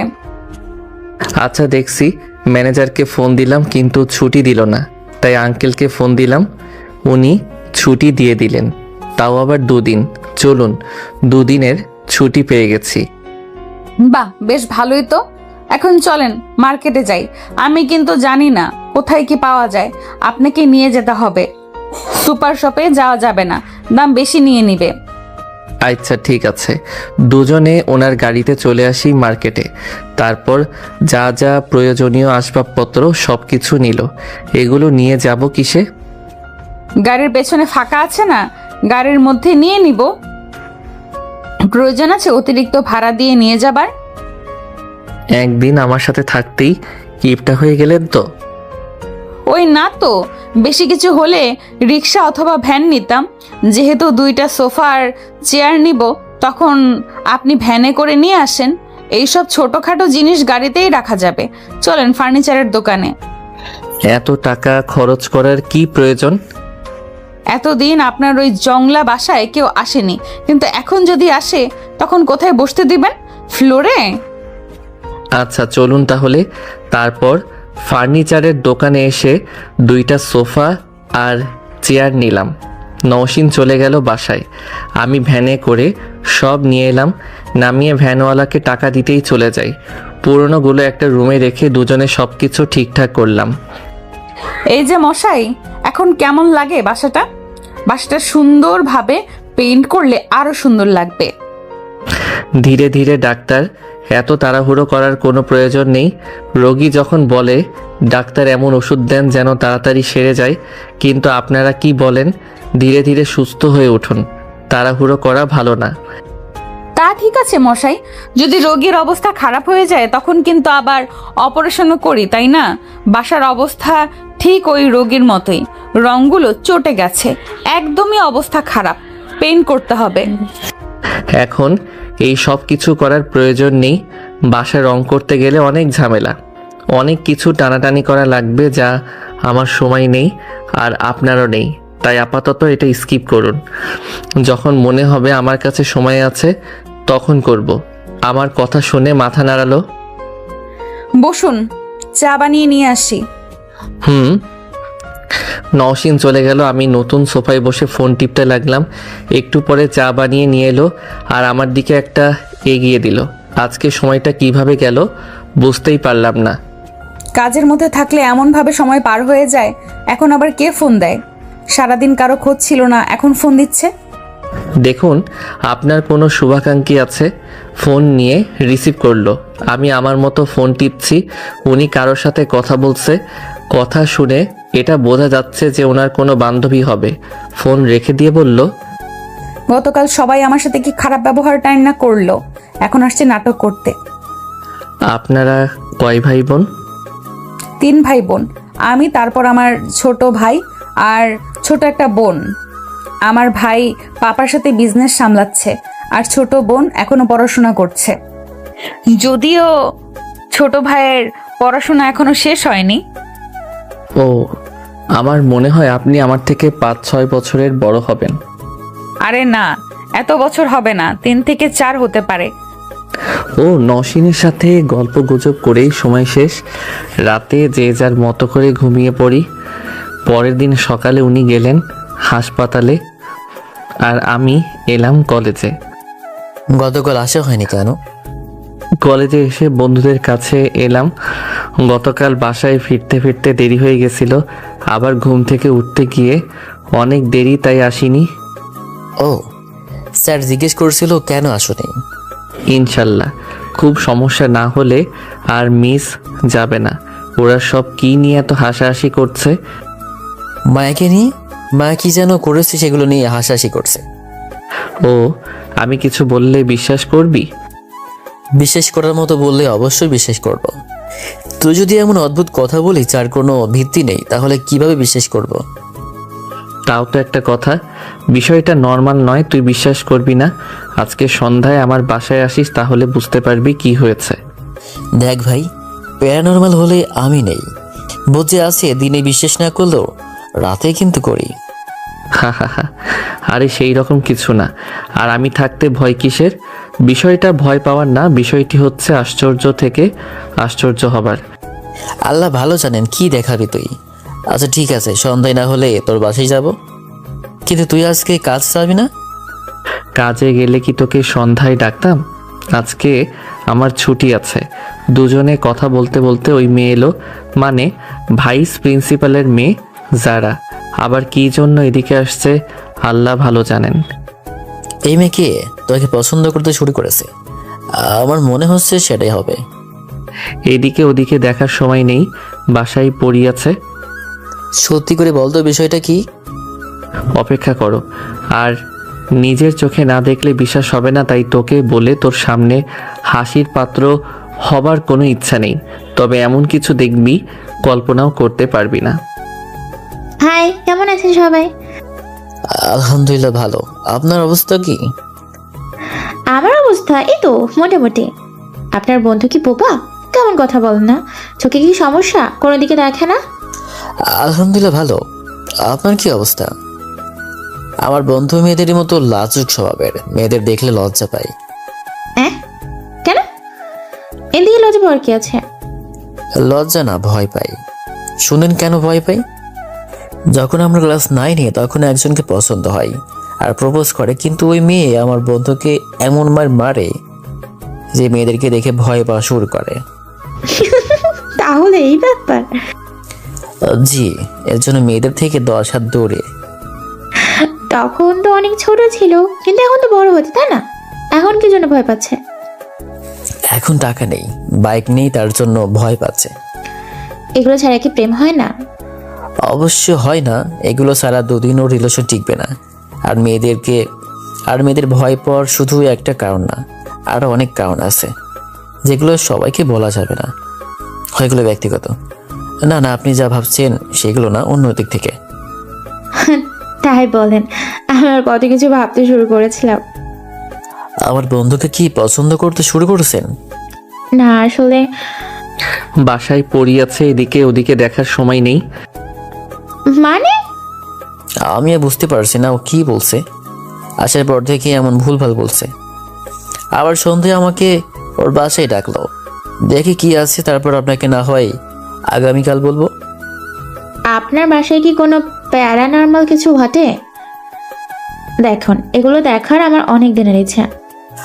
আগে আমি দেখে আসি কিসের কথা বলছে, আমার মাথা বাসছে না। আগামীকাল এসে না হয় আপনাকে বলবো। গতকাল আসেননি যে? ঘুম থেকে উঠতে উঠতে 11টা বেজে গেছিল। দুপুরে একটা ক্লাস ছিল কিন্তু আসিনি, একটু কাজে ব্যস্ত ছিলাম। আমি ভাবলাম গত পরশু দিনের জন্য হয়তো আসেননি। এটা ভেবে মনে মনে যে কত গিল্টি ফিল করেছি। আরে না, ওইসব কিছু না, এর থেকে বড় বড় কত কিছু ঘটে। আপনি মানুষটা রহস্যকারা, এই রহস্যের কারণ কি? অনেক কিছুই। আমার ক্লাসের সময় হয়ে গেছে, আমি এবার উঠলাম। তারপর উঠে দুজনে ক্লাসে চলে আসি। বিকেলে এই যে শুনেন। বলুন। কিছু মনে না করলে একটা কথা বলবো? জি অবশ্যই বলেন, কিছু মনে করার কি আছে? সন্ধ্যা পরে আমার একটা ফ্রেন্ড আসবে, মুখে বললে বিশ্বাস করবে না। আমার বন্ধু কেন কেউ বিশ্বাস করবে না, তাই তাকে আপনাকে দেখানোর জন্য আমার বাসায় ইনভাইট করেছি। প্রবলেম কোথায়? কোনো কিছু বানানো লাগবে নাকি? না, তেমন কিছু করা লাগবে না, শুধু চা হলেই হবে। শুধু চা দিয়ে মানুষকে কিভাবে আপ্যায়ন করে? তো আর কি করবেন, এত পরিশ্রম করার প্রয়োজন নেই। আমি বাইরে থেকে কিছু নিয়ে আসছি, তাতেই হবে। বাইরের খাবার খাওয়া এত ভালো না, আমি কিছু একটা বানিয়ে দিচ্ছি। এই ডাক্তারকে নিয়ে বড় একটা মুসিবত। আচ্ছা চলুন, আমিও সাহায্য করছি, তাহলে তাড়াতাড়ি হয়ে যাবে। আরে খুব ভারী কাজ না, আমি একাই করতে পারবো। কখন আসবে আপনার বন্ধু? সন্ধ্যা পর আসবে। নওশিন চলে গেল, আমি চুপচাপ বসে ফোন টিপতে থাকি। একটু পরে আজান হতেই গিয়ে নামাজ পড়ে এলাম। নামাজ পড়ে এসে ওর জন্য অপেক্ষা করছি। আসতেই বললাম, বাইক এখানে রেখে দে। ভাই এই গাড়ি কার? তোর তো হতেই পারে না। আরো কি কেউ তোর বাসায় এসেছে? হা চল। তুহিন বাইক রেখে আমার সাথে ভিতরে এসে সোফায় বসলো, তারপর চারপাশে তাকিয়ে বলল, একা মানুষ এত সুন্দর করে বাসা রেখেছিস, আর আমার রুমের অবস্থা দেখলে ডাস্টবিন ছাড়া কিছুই বলবি না। এত কিছু কিভাবে সামাল দিচ্ছিস? আমার একার পক্ষে সম্ভব না, অত সময় কোথায় আমার। নওশিন তার রুম থেকে বেরিয়ে রান্নাঘরে গেল। তুহিন এখনো খেয়াল করেনি আমার সাথে কথা বলে যাচ্ছে। যখন রান্নাঘর থেকে নাস্তা নিয়ে এলো তখন দেখি হা করে চোখ বড় বড় করে তাকিয়ে আছে। ওর থুতনি ধরে মুখ বন্ধ করে দিলাম। দোস্ত, আমি কি স্বপ্ন দেখছি না বাস্তবে দেখছি? স্বপ্ন না, বাস্তবে। সত্যি কি পড়ি? ডানা কোথায়? ডানা যে দেখা যায় না। বন্ধু, তুই পড়ি দেখিয়ে আমার স্বপ্ন পূরণ করে দিলে। মানে এই আপনার ফ্রেন্ড কি ভুলভাল বলছে? আমি তো জানি না। বন্ধু, বাস্তবে ফিরে আয়। উনি পড়ি না, এমনকি জিনও না, রক্ত মাংসের একজন মানুষ। তুহিনকে ধাক্কা দিয়ে ওর ঘোর কাটিয়েছি। শালা সত্যি সত্যি বিশ্বাস করে নিয়েছে যে আমার বাসায় পড়ি আছে। কি একটা অবস্থা! কিন্তু কলেজে যে বললি তোর বাসায় পড়ে আছে। না, আসলে অনেক সুন্দর তো, তাই তোকে পড়ি বলেছিলাম। তা বুঝলাম, কিন্তু এই মেয়েটাকে এর আগে কখনো দেখিনি বলে তো মনে হয় না। কত শয়তান কি ভুলভাল বলে নিয়ে এসেছে। স্যান্ডউইচ খান, যদিও ঠান্ডা হয়ে গেছে। আকাশ এমনভাবে কলেজে বলছিল যে আমি সত্যি ভেবেছিলাম ওর বাসায় প্যারানর্মাল কিছু ঘটে। এছাড়া সন্ধ্যায় তো আর বাসায় ডাকবে না। দিনের বেলায় ডাকতো, সেখানে আকাশ সন্ধ্যায় ডাকলো। আর আকাশের বাসায় একজন মেয়ে দেখবো কখনো কল্পনা করিনি। আমি তো সত্যি সত্যি ভেবেছিলাম আপনি পড়ি অথবা জিন হবেন। আরে না, আপনার সাথে শয়তানি করেছে। আমি একজন রক্ত মাংসের জলজান্ত মানুষ। আমি নওশিন, একজন ডাক্তার, এবং সব থেকে বড় কথা আপনার বন্ধুর বউ। আমার কথা শুনে তুহিন আমার দিকে বাঁকা চোখে তাকিয়ে আছে। বিশ্বাস করতি না, তাই তোকে ডেকেছি। শোন, গত পরশু কি হয়েছে। তুহিনকে সব কিছু বললাম। সব ভাগ্যের লিখন। আপনি কি আমার বন্ধুকে ছেড়ে যাবেন? এমন প্রশ্ন কেন? আকাশ যদি আপনাকে সবকিছু জানিয়ে থাকে তাহলে আমার এমন প্রশ্ন করাই স্বাভাবিক, তাই না? আপনি এত বড় একটা ফ্যামিলির মেয়ে প্লাস একজন ডাক্তার, আপনি কি আমার বন্ধুর সাথে থাকবেন? আমার তো বিশ্বাস হয় না। আমার কেন কারো বিশ্বাস হবে না। এর জবাব এখন দিব না, তবে একটা না একটা সময় ঠিকই পেয়ে যাবেন।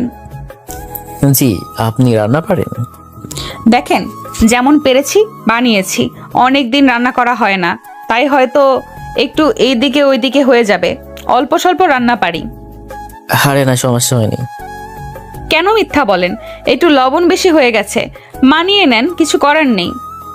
জি, এটা কি ট্রিট ছিল বন্ধু, না ট্রিট আছে? এটা কিভাবে ট্রিট হয়? তাও একটা কথা, বেশি কিছু আবদার করবো না, শুধু ওই দোকানটায় 2টা বার্গার খাইয়ে দিবি, তাহলেই হবে। ওইটা ট্রিট হিসেবে নিয়ে নিব। শুধু খাওন আর খাওন। আচ্ছা ঠিক আছে, খাইয়ে দিব।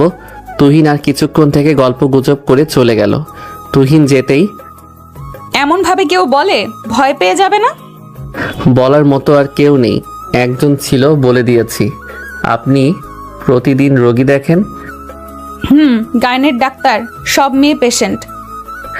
ওটা বলিনি, শুধু বলেছি যে প্রতিদিন রোগী দেখেন কিনা। সকাল 10টা থেকে বিকেল 5টা পর্যন্ত। এইটা আমার রোগী দেখার সময়। কোনো সমস্যা হয়েছে নাকি? হলে চিকিৎসা দিয়ে দিতে পারি। আরে না, এমনি এমনি জিজ্ঞেস করলাম। শুধু ভুলভাল বুঝেন। আপনার পড়াশোনা নেই? আজকে সময় যেহেতু পেয়েছি একটু পড়ে নেই। অনেকদিন ঠিকমতো পড়াশোনা করা হয় না। এই জন্য ছুটি নিতে বলেছি। আমার করার কিছু দেখছি না। চলেন বাইরে থেকে ঘুরে আসি। আমি থাকতে ভয় কিসের? হ্যাঁ, ভয় পাওয়ার কি আছে? আচ্ছা চলেন। নওশিন সব কিছু রান্নাঘরে রেখে আসে, তারপর একটু সাজগোজ করে বাইরে আসে। রাতে দুজনে ঘোরাঘুরি করে বাসায় এলাম, ডিনার করেই ফিরেছি। ডিনার করে ফিরেছি। রাত অনেক হয়েছে, গিয়ে ঘুমিয়ে পড়েন। নওশিন তার রুমে চলে গেল। আমি রুমে এসে পড়তে বসলাম। মেয়েটা কেমন এখন পর্যন্ত বুঝতে পারলাম না। ঘড়ির দিকে তাকিয়ে দেখি 1টা বাজছে। উঠে ফিরতেই দেখি নওশিন দরজায় হেলান দিয়ে দাঁড়িয়ে আছে। এমনভাবে দাঁড়িয়ে থাকাতে বেশ অবাক হলাম। ভিতরে এসে বসেন। ওখানে অমনভাবে দাঁড়িয়ে আছেন কেন? ঘুম আসছে না। বাইরে এসে দেখি এখনো দরজা খোলা আছে, লাইটও জ্বলছে। এসে দেখি পড়ছেন। ঘুম না আসার কারণ কি? নির্ঘাত কিছু একটা নিয়ে অধিক চিন্তিত?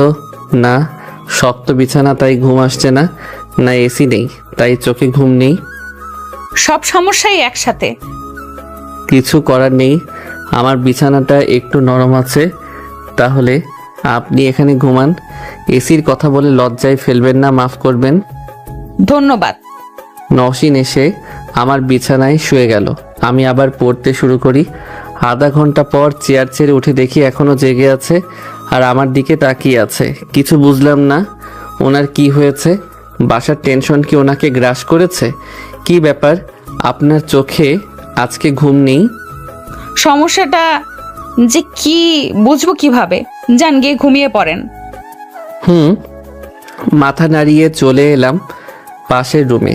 চোখের সামনে বিরিয়ানি, কিন্তু খাবার উপায় নেই। ভয় হয় যদি কিছু বলে তাহলে তো সর্বনাশ। এমনি মেয়েদের ভয় পাই, তখন আরো ভয় পাবো। ঘুম রে, কোথায় আছিস? আমার কাছে আয়। থুর, তখন মাইন্ডের ভেতরে কি সব চিন্তা করতে গেলাম, আর তখন কি সব পড়তে গেলাম। এখন আমার ঘুম চাঙ্গে। বুঝতে পারছি আমাকে অনেক ভয় পাচ্ছে, তাই দূরে দূরে থাকছে। এমনভাবে ঘুম আসবে না, নিজেকেই কিছু করতে হবে। যাই শেষবারের মতো ওয়াশরুম থেকে ঘুরে আসি। রুম থেকে বেরিয়ে ওয়াশরুমে চলে এলাম। ওয়াশরুম থেকে বেরিয়ে দেখি নওশিন দাঁড়িয়ে আছে। ঘটনা কি? ওনার কি হয়েছে আজকে এমন করছে কেন? ওনার কাছে গিয়ে বললাম, কি হয়েছে আপনার? কোনো কিছু বলছে না, শুধু আমার দিকে তাকিয়ে আছে। ওনার চোখের চাহনি বলছে উনি উত্তেজিত হয়ে আছে, কিন্তু আমি কি করব? ওনার কাছে যেতে আমাকে দেওয়ালের সাথে চেপে ধরে আমার ঠোঁটের উপর ঝাঁপিয়ে পড়ে। আমি রেসপন্স করলাম, ঠোঁট ছেড়ে দিয়ে কাঁধে কিস করলাম। নওশিন কেঁপে উঠল, কেমন পাগলের মতো করছে। কোলে উঠিয়ে আমার রুমে এলাম। তারপর যা হবার হলো তা জেনে আপনাদের কি? হ্যাঁ, গোপন কথা ওপেন করতে নেই। বেশ অনেকক্ষণ পর আপনি হঠাৎ করেই এত হর্নি হয়ে উঠলেন কেন? একটা চ্যাপ্টার পড়তে গিয়ে আগে পড়েছি, মাথার ভেতরে উল্টাপাল্টা চিন্তা ভাবনা আসলেও নিজেকে সামলানো গেছে, কারণ তখন বর ছিল না, কিন্তু এখন বর আছে ভাবতেই। আসলে সরি। কি থেকে কি হয়ে গেল? সরি কেন? এমন না যে আমরা অবিবাহিত বা আমি অন্য কেউ।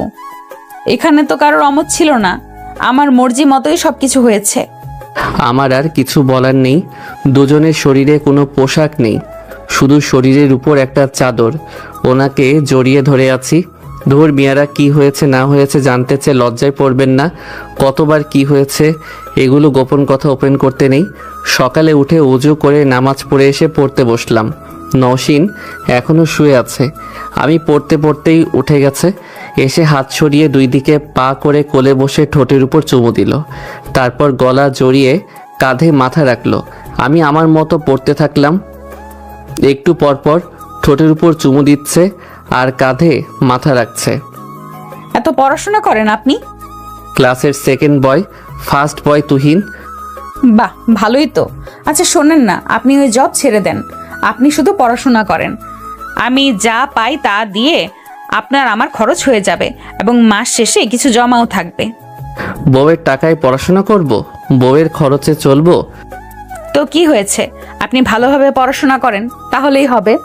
ওইসব ওভারটাইম করার কোনো প্রয়োজন নেই। মাঝে মধ্যে সন্ধ্যায় একসাথে ঘুরতে বের হব, একসাথে গল্প করব, একসাথে রান্না করব, একসাথে খাবো, একসাথে পড়তে বসবো। আর সকালে আপনি তো কলেজে থাকবেন, আমিও হাসপাতালে থাকবো, ঠিক আছে না? কত রাতে আপনি বাসায় আসবেন ঠিক নেই। ততক্ষণে আমি কি করব? একা বাসায় থাকবো? ভয়ে ভয়ে শেষ হয়ে যাব। আমি একা একা থাকতে পারবো না।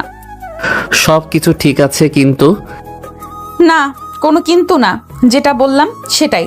রাজি হয়ে যান না, এমন করছেন কেন প্লিজ? ঠোঁটে গালে কপালে চুমু দিতে লাগলো আর রাজি হবার জন্য বলতে লাগলো, এমনভাবে বললে কে রাজি হবে না বলুন?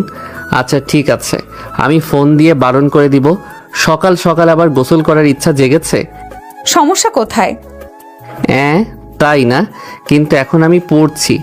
মাইন্ড অন্য কোথাও নিয়ে যাবার প্রশ্নই আসে না। আপনার মাইন্ডকে বলতে হবে না। হাত কোথায় গেছে খেয়াল আছে? না, আসলে আবার মুখের সামনে মুখ নিয়ে এলো। এমনভাবে অত্যাচার করলে চলে? মহাদয়া, আপনি আপনার কাজ করেন তো, আর আমাকে আমার কাজ করতে দেন। আপাতত আমি আমার কাজ করছি, এছাড়া আমার কোনো কাজ নেই। এই চলেন না বাইরে থেকে হেঁটে আসি, সকাল সকাল হাঁটতে ভালোই লাগবে। যাবেন বলছেন?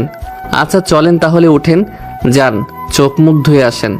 সকাল সকাল মুখ না ধুয়ে এইসব অত্যাচার শুরু করেছে। আবার ঠোঁটে চুমু দিয়ে উঠে বাইরে চলে গেল। ফ্রেশ হয়ে আসলে দুজনে বাসা থেকে বেরিয়ে বাসায় তালা দিয়ে একটু হেঁটে বাসায় এলাম। দুজনে একসাথে রান্না করে খাওয়া শেষ করে একটু বিশ্রাম নিয়ে দুজনে দুই দিকে কলেজে দুজনে বসে আছি, তখন যারা নামের ওই মেয়েটা এলো।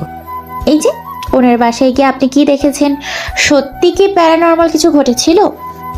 প্যারানর্মাল না হলে ওর থেকে বড় কিছু। বউ দেখলে আশ্চর্য হতাম না, কিন্তু এমন কিছু দেখে আসছি আর শুনেছি যেটা শুনে নিজের অবিশ্বাস করছি, নিজেকে অবিশ্বাস করছি, নিজের চোখকেও বিশ্বাস করতে পারছি না। কি সব বললেন? আপনি কি আপনার বন্ধুর মতো পাগল হয়ে গিয়েছেন? পাগল হয়ে যাওয়ার মতোই। বিশিষ্ট ব্যবসায়ী মাহফুজ আলমকে চিনেন?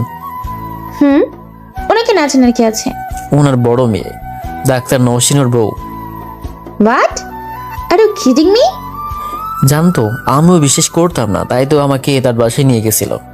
নিজের চোখে দেখে এলাম, কথা বলে এলাম, একসাথে বসে চা নাস্তা খেলাম। দুজনে আমার সাথে মজা করছেন বুঝতে পারছি, এমন মজা করার কি আছে? এত বড় লোকের মেয়ে, এত বড় একজন ডাক্তার, এত সুন্দর একজন মেয়ে নাকি এনার বউ? এটা আমাকে বিশ্বাস করতে হবে? দুজনে মজা করার জায়গা পান না? সবকিছু দেখার পরেও আমার বিশ্বাস করতে কষ্ট হচ্ছিল। আর আপনি তো দেখেননি, আমাদের থেকে শুনছেন, বিশ্বাস করবেন কিভাবে? না, আমার বিশ্বাস হলো না। জি না, ওটা সত্যি। এখন বিশ্বাস না করলে আমার কিছু করার নেই, বা আমার বন্ধুরও কিছু করার নেই, সম্পূর্ণ আপনার বিষয়। জি বাই। গতকাল কি রেখেছেন সেটা জানার জন্য এসেছিলাম। যারা মেয়েটা চলে গেল, মেয়েটা যেতেই তুহিন বলল, মেয়েটা অনেক বড় একটা সেকা খেলো, কাজ পায়নি, তোর পিছনে পড়েছিল। আমার হাবাগোবা চেহারার প্রেমে পড়েছিল, মনে মনে হয়তো আমাকে গালি দিচ্ছে। কি ব্যাপার, মন খারাপ কেন? কি হয়েছে? বড় একটা ছেঁকা খেয়ে গেলাম। আমার বিশ্বাস হচ্ছে না, কিন্তু তাও বিশ্বাস করতে হচ্ছে। মানে ছ্যাঁকা? বিশ্বাস হয় না, এসব কি? কিছুই তো বুঝতে পারছি না। আচ্ছা, বিশিষ্ট ব্যবসায়ী মাহফুজ আলমের মেয়ে কি ওই ছেলেকে বিয়ে করবে? তার জামাই হবার ওনার যোগ্যতা আছে? এই শহরের সবচেয়ে সুন্দর মেয়েদের তালিকা করলেই ওনার মেয়ে 1 নম্বরে না হলেও 2য় অথবা 3য় নম্বরে হবে। তারপর উনি একজন ডক্টর। আমার প্রবলেম ওনার কাছে গিয়েছিলাম, তাই ওনাকে দেখা হয়েছে। ওই নওশিন ম্যাম নাকি এর বউ। এটা বিশ্বাস করা যায় বল? কোথায় হাগর তোলা আর কোথায় খাটের তলা? তোর বিশ্বাস হবে? কিভাবে বলবো বলো, চোখে দেখিনি তাই বলতে পারছি না। হতেও পারে। আমার মাথায় কেমন ঘুরছে ইয়ার, মানে হচ্ছে উল্টে পড়ে যাব। এখানে চুপ করে বসে থাক। আবার যদি নওশিন ম্যামের কাছে যাস তাহলে জিজ্ঞেস করবি, যদিও পার্সোনাল ইনফরমেশন শেয়ার করবে কিনা সন্দেহ। আর কয়েকদিন পরেই যেতে হবে, 1 মাস পর ডেকেছিল, যেতে তো হবে। আহারে বান্ধবী, তোর কথা ভেবেই কষ্ট হচ্ছে। যদিও একজনের প্রেমে পড়লো, কিন্তু ছ্যাঁকা খেয়ে গেল, সে কিনা বিবাহিত। আমার কোনোভাবেই বিশ্বাস হচ্ছে না, তারা দুজন আমাকে মিথ্যে বলছে। এমন ভাবে বকতে থাকলে পাগল হয়ে যাবি। তার থেকে বরং একদিন তাদের বাসায় গিয়ে দেখে চলে আসবি। চুপ থাক, আমার বিশ্বাস হয় না, এটা কোনোভাবেই সম্ভব নয়। এই ছেলে এখানে কি করছে? সে না ওই রিসোর্টে জব করে? কি ব্যাপার, এই মেয়ে কলেজে পড়ে? এ কি এদিকে আসছে কেন? ওনার এমনভাবে আসা মোটেও ভালো ঠেকছে না। বন্ধু চলো এখান থেকে। ওখান থেকে উঠে আমি চলে এলাম। এই ছেলে এখানে কি করে? আমাকে খোঁজ নিতেই হবে। মনে হচ্ছে আমাদের কলেজের স্টুডেন্ট। এই যে হ্যালো, যেই ছেলে এখান থেকে মাত্রই উঠে গেল, সেই ছেলে আপনার কি হয়? আমার ফ্রেন্ড। আপনি কোন ক্লাসে পড়েন? থার্ড ইয়ারে। কিন্তু আপনি আপনি কি এত কিছু জেনে আপনি কি করবেন? এই ছেলে কম কথা বলেন, চিনেন আমি কে? আপনি নিজেই আপনাকে চিনেন না, সেখানে আমি আপনাকে কিভাবে চিনব? বেয়াদব, এইসব ছোট লোকদের কথা বলার ঢং একদমই নেই। বেয়াদব আমি না আপনি? আর ছোট লোক কাকে বলেন? আমি ছোট লোক না আপনি ছোট লোক? অসভ্য মেয়ে। তুমি আমাকে মারলি, এই জন্য তোর কঠিন শাস্তি পেতে হবে। যা যা, অসভ্য বেয়াদব মেয়ে। কত থেকে সব পাগল ছাগল আসে কে জানে। জেরি থাপ্পড় খেয়ে চলে গেল। তুহিন একটু বসে থেকে আমার কাছে এসে বলল, যেই মেয়েকে দেখিয়ে তুই চলে আসলি সেই মেয়েকে? আমার শ্বশুরের ছোট মেয়ে, মানে আমার শালি, একদম বেয়াদব মেয়ে। বিয়ের দিন রাতে আমার সাথে বেয়াদবি করেছে। আমি ওখানে থাকলে আমাকে অপমান করতো, তাই চলে এসেছি। আরে সে তোর কথা জিজ্ঞেস করলো, তারপর আমি জিজ্ঞেস করলাম আপনি কে। এগুলো নিয়ে একে অপরকে থাপ্পড় মারামারিও হয়ে গেল। হ্যাঁ, ওই মেয়ের থেকে দূরে দূরে থাকলেই তোর জন্য ভালো। পাগল নাকি? ওই মেয়ের কাছে গিয়ে আমি কি করব? ওই মেয়ে তো নিজে এসে পায়ে পা বাঁধিয়ে ঝগড়া করলো। ও দেখ, প্রতিশোধ নেওয়ার জন্য ঠিক কিছু করবে। তোকে আবার মারতে আসবে জানি। আমিও সিরে যাওয়ার পাত্র না বন্ধু। আমি কেমন সেটা ভালো করেই জানিস। যতটা ভালো মানুষ আমাকে মনে করে আমি ততটা ভালো না। বুঝলাম, কিন্তু বিষয়টা যদি বড় হয় তখন তো বড় ঝামেলা বাঁধবে। ক্লাসে স্যার এলো তাই ক্লাসে মন দিলাম। আজকের দিন এমনভাবে কয়েকদিন গেল, জেরিকে আর কলেজে দেখিনি। যারা মেয়েটাও আমার সামনে আসেনি। আজকেও শুক্রবার বাসায় আছি, চুপচাপ বসে বসে ইতিহাস পড়ছি। তাছাড়া আর কি করব? পড়া ছাড়া কোনো উপায় কাজ নেই। এখন আপনার কি অবস্থা? সবকিছু ঠিকঠাক তো? জি ম্যাম, অল্প একটু সমস্যা আছে, মেডিসিন নিলে আশা করি সেরে যাবে। ওকে, যেগুলো ক্রস দিলাম ওগুলো বাদে সবগুলো চলতে থাকবে, কিন্তু কিছু মেনটেন করে চলবেন। আশা করা যায় আর কোনো সমস্যা হবে না। হ্যাঁ জি ম্যাম। ম্যাম কিছু পার্সোনাল প্রশ্ন করতে পারে? কার সম্পর্কে? আপনার কোনো সমস্যা হয়েছে না কার? আকাশ কি আপনার বর? সে আমাদের সিনিয়র, বুঝলে তার সাথে আপনার বিয়ে হয়েছে, কিন্তু আমরা বিশ্বাস হয়নি। সে আমার বর। এখন রোগী দেখার সময় আর কিছু না বললেই ভালো হয়। হ্যাঁ জি, আসসালামু আলাইকুম ম্যাম। ম্যাম আর কি আসবো? না, সমস্যা না হলে আর আসার প্রয়োজন নেই। দুপুরে নামাজ পড়ে এসে খাবার নিয়ে বসে নওশিনকে ফোন দিলাম, কিন্তু রিসিভ করলো না। সম্ভবত রোগী দেখছে। কার্টুন দেখতে দেখতে খাওয়া শেষ করলাম। খাওয়া শেষ হতেই ফোন এলো। রিসিভ করে সালাম দিলাম, আসসালামু আলাইকুম ম্যামের তাহলে সময় হয়েছে? এতক্ষণে ফ্রি হলাম এবং খাবার জন্য বসলাম। তাহলে খেয়ে নেন, খাওয়া শেষ করে না হয় ফোন দিয়েন। জি জনাব, খেতে খেতেই কথা বলি। যারা নামের কাউকে চেনো? সে আমাকে বলে তুমি আমার কে হও? আমাদের জুনিয়র, আমাদের ভাইস প্রিন্সিপালের মেয়ে। কয়েকদিন আমার পিছনে পড়েছিল। যখন শুনলাম আমি বিবাহিত তখন বেচারি ছ্যাঁকা খেয়ে গেল। আমার কথা বিশ্বাস করেনি, তাই হয়তো তোমাকে পেয়ে আমার সম্পর্কে জিজ্ঞেস করছিল। কে বিশ্বাস করবে যে তুমি আমার বউ? তুহিন আমার বন্ধুই তো বিশ্বাস করছিল না, সবকিছু নিজের চোখে দেখেও। অসম্ভবের কিছু তো নেই। মশাই এখন রাখলাম, তাড়াতাড়ি খেয়ে একটু বিশ্রাম নিয়ে আবার রোগী দেখা শুরু করি। আজকে একটু রোগীর চাপ বেশি। আচ্ছা জি। ফোন রেখে প্লেট পরিষ্কার করে রুমে এসে শুয়ে হাদিস পড়তে পড়তে ঘুমিয়ে পড়ি। বিকেলে উঠে নামাজ পড়ে বাইরে বসে আছি আর ফোন টিপছি। 6টা বেজে গেল, কিন্তু নওশিন এখনো এলো না। কোনো সমস্যা হয়েছে? না, রোগী দেখা শেষ হয়নি। আজানও দেওয়া শুরু করেছে, তাই উঠে নামাজ পড়ে বাসায় আসতেই দেখি হেতি চলে এসেছে। বাসায় ভিতরে এসে দেখি সোফায় বসে আছে। আজকে দেরি যে? বলেছিলাম তো দেরি হবে। উনার পাশে বসতেই আমার কোলে মাথা রেখে শুয়ে গেল। কেন পেরিশানি? আব্বু আম্মুকে দেখতে ইচ্ছে করছে, কিন্তু তারা তো আমার জন্য ওই দরজা বন্ধ করে দিয়েছে। নাই ভুলে শাস্তি পেতে হচ্ছে। ওই সময় ওই রুমের সামনে না গেলেই হতো।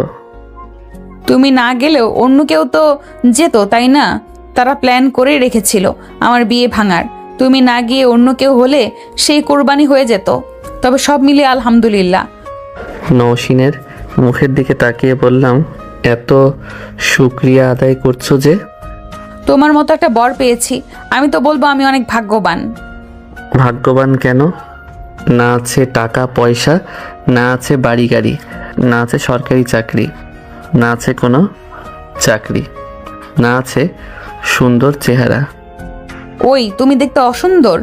10 জন ছেলের মধ্যে মার্ক দিলে তুমি 1 নাম্বার, না হলে 2-3 নাম্বার হবে। এটাকে অসুন্দর বলে? না, কিন্তু আমার থেকে তুমি অনেক সুন্দরী। আমার এই বান্দরই পছন্দ হয়েছে। আমি এই বান্দরের গলায় ঝুলে থাকতে চাই। তোমার পাশে আমাকে দাঁড়ালে বলবে বান্দরের গলায় মুক্তার মালা। আমি তো বলবো তুমি বেস্ট, তুমি একদম পিওর। আমার আর কি চাই? হ্যাঁ, আমার মনে হয় ভালো মেয়েরা এর থেকে বেশি কিছু চাইবে না। আমি এই জন্য ভাগ্যবতী। তাই না? বুকে ঝুঁকে কপালে একটা চুমু দিয়ে বললাম, তুমি শুধু ভাগ্যবতী না, তুমি আমার গুণবতী, রূপবতী, কেশবতী, মায়াবতী, সুবাসিনী। তোমার সব কিছুই আমার কাছে অনেক ভালো লাগে। তবে সব থেকে বেশি ভালো লাগে তোমার চাহনি এবং মুচকি হাসি। তোমার চোখ দুটো যেন এক একটা নহর, দেখলেই ডুবে যেতে ইচ্ছে করে। ইস, মুখের উপর থেকে 2 হাত সরিয়ে বললাম, তুমি আমার জীবনে প্রথম নারী এবং তুমি শেষ, ইনশাল্লাহ। এই হৃদয়ে শুধু তোমার বিচরণ, কখনো কেউ আমার হৃদয় থেকে বের করতে পারবে না। এই যে শুনুন, আপনি আমার জীবনের প্রথম পুরুষ এবং শেষ পুরুষ। এই হৃদয়ে আপনি ছাড়া কারোর জায়গা হবে না। আমি দোয়া করি আল্লাহ যেন আমাদের একসঙ্গে বৃদ্ধ করে।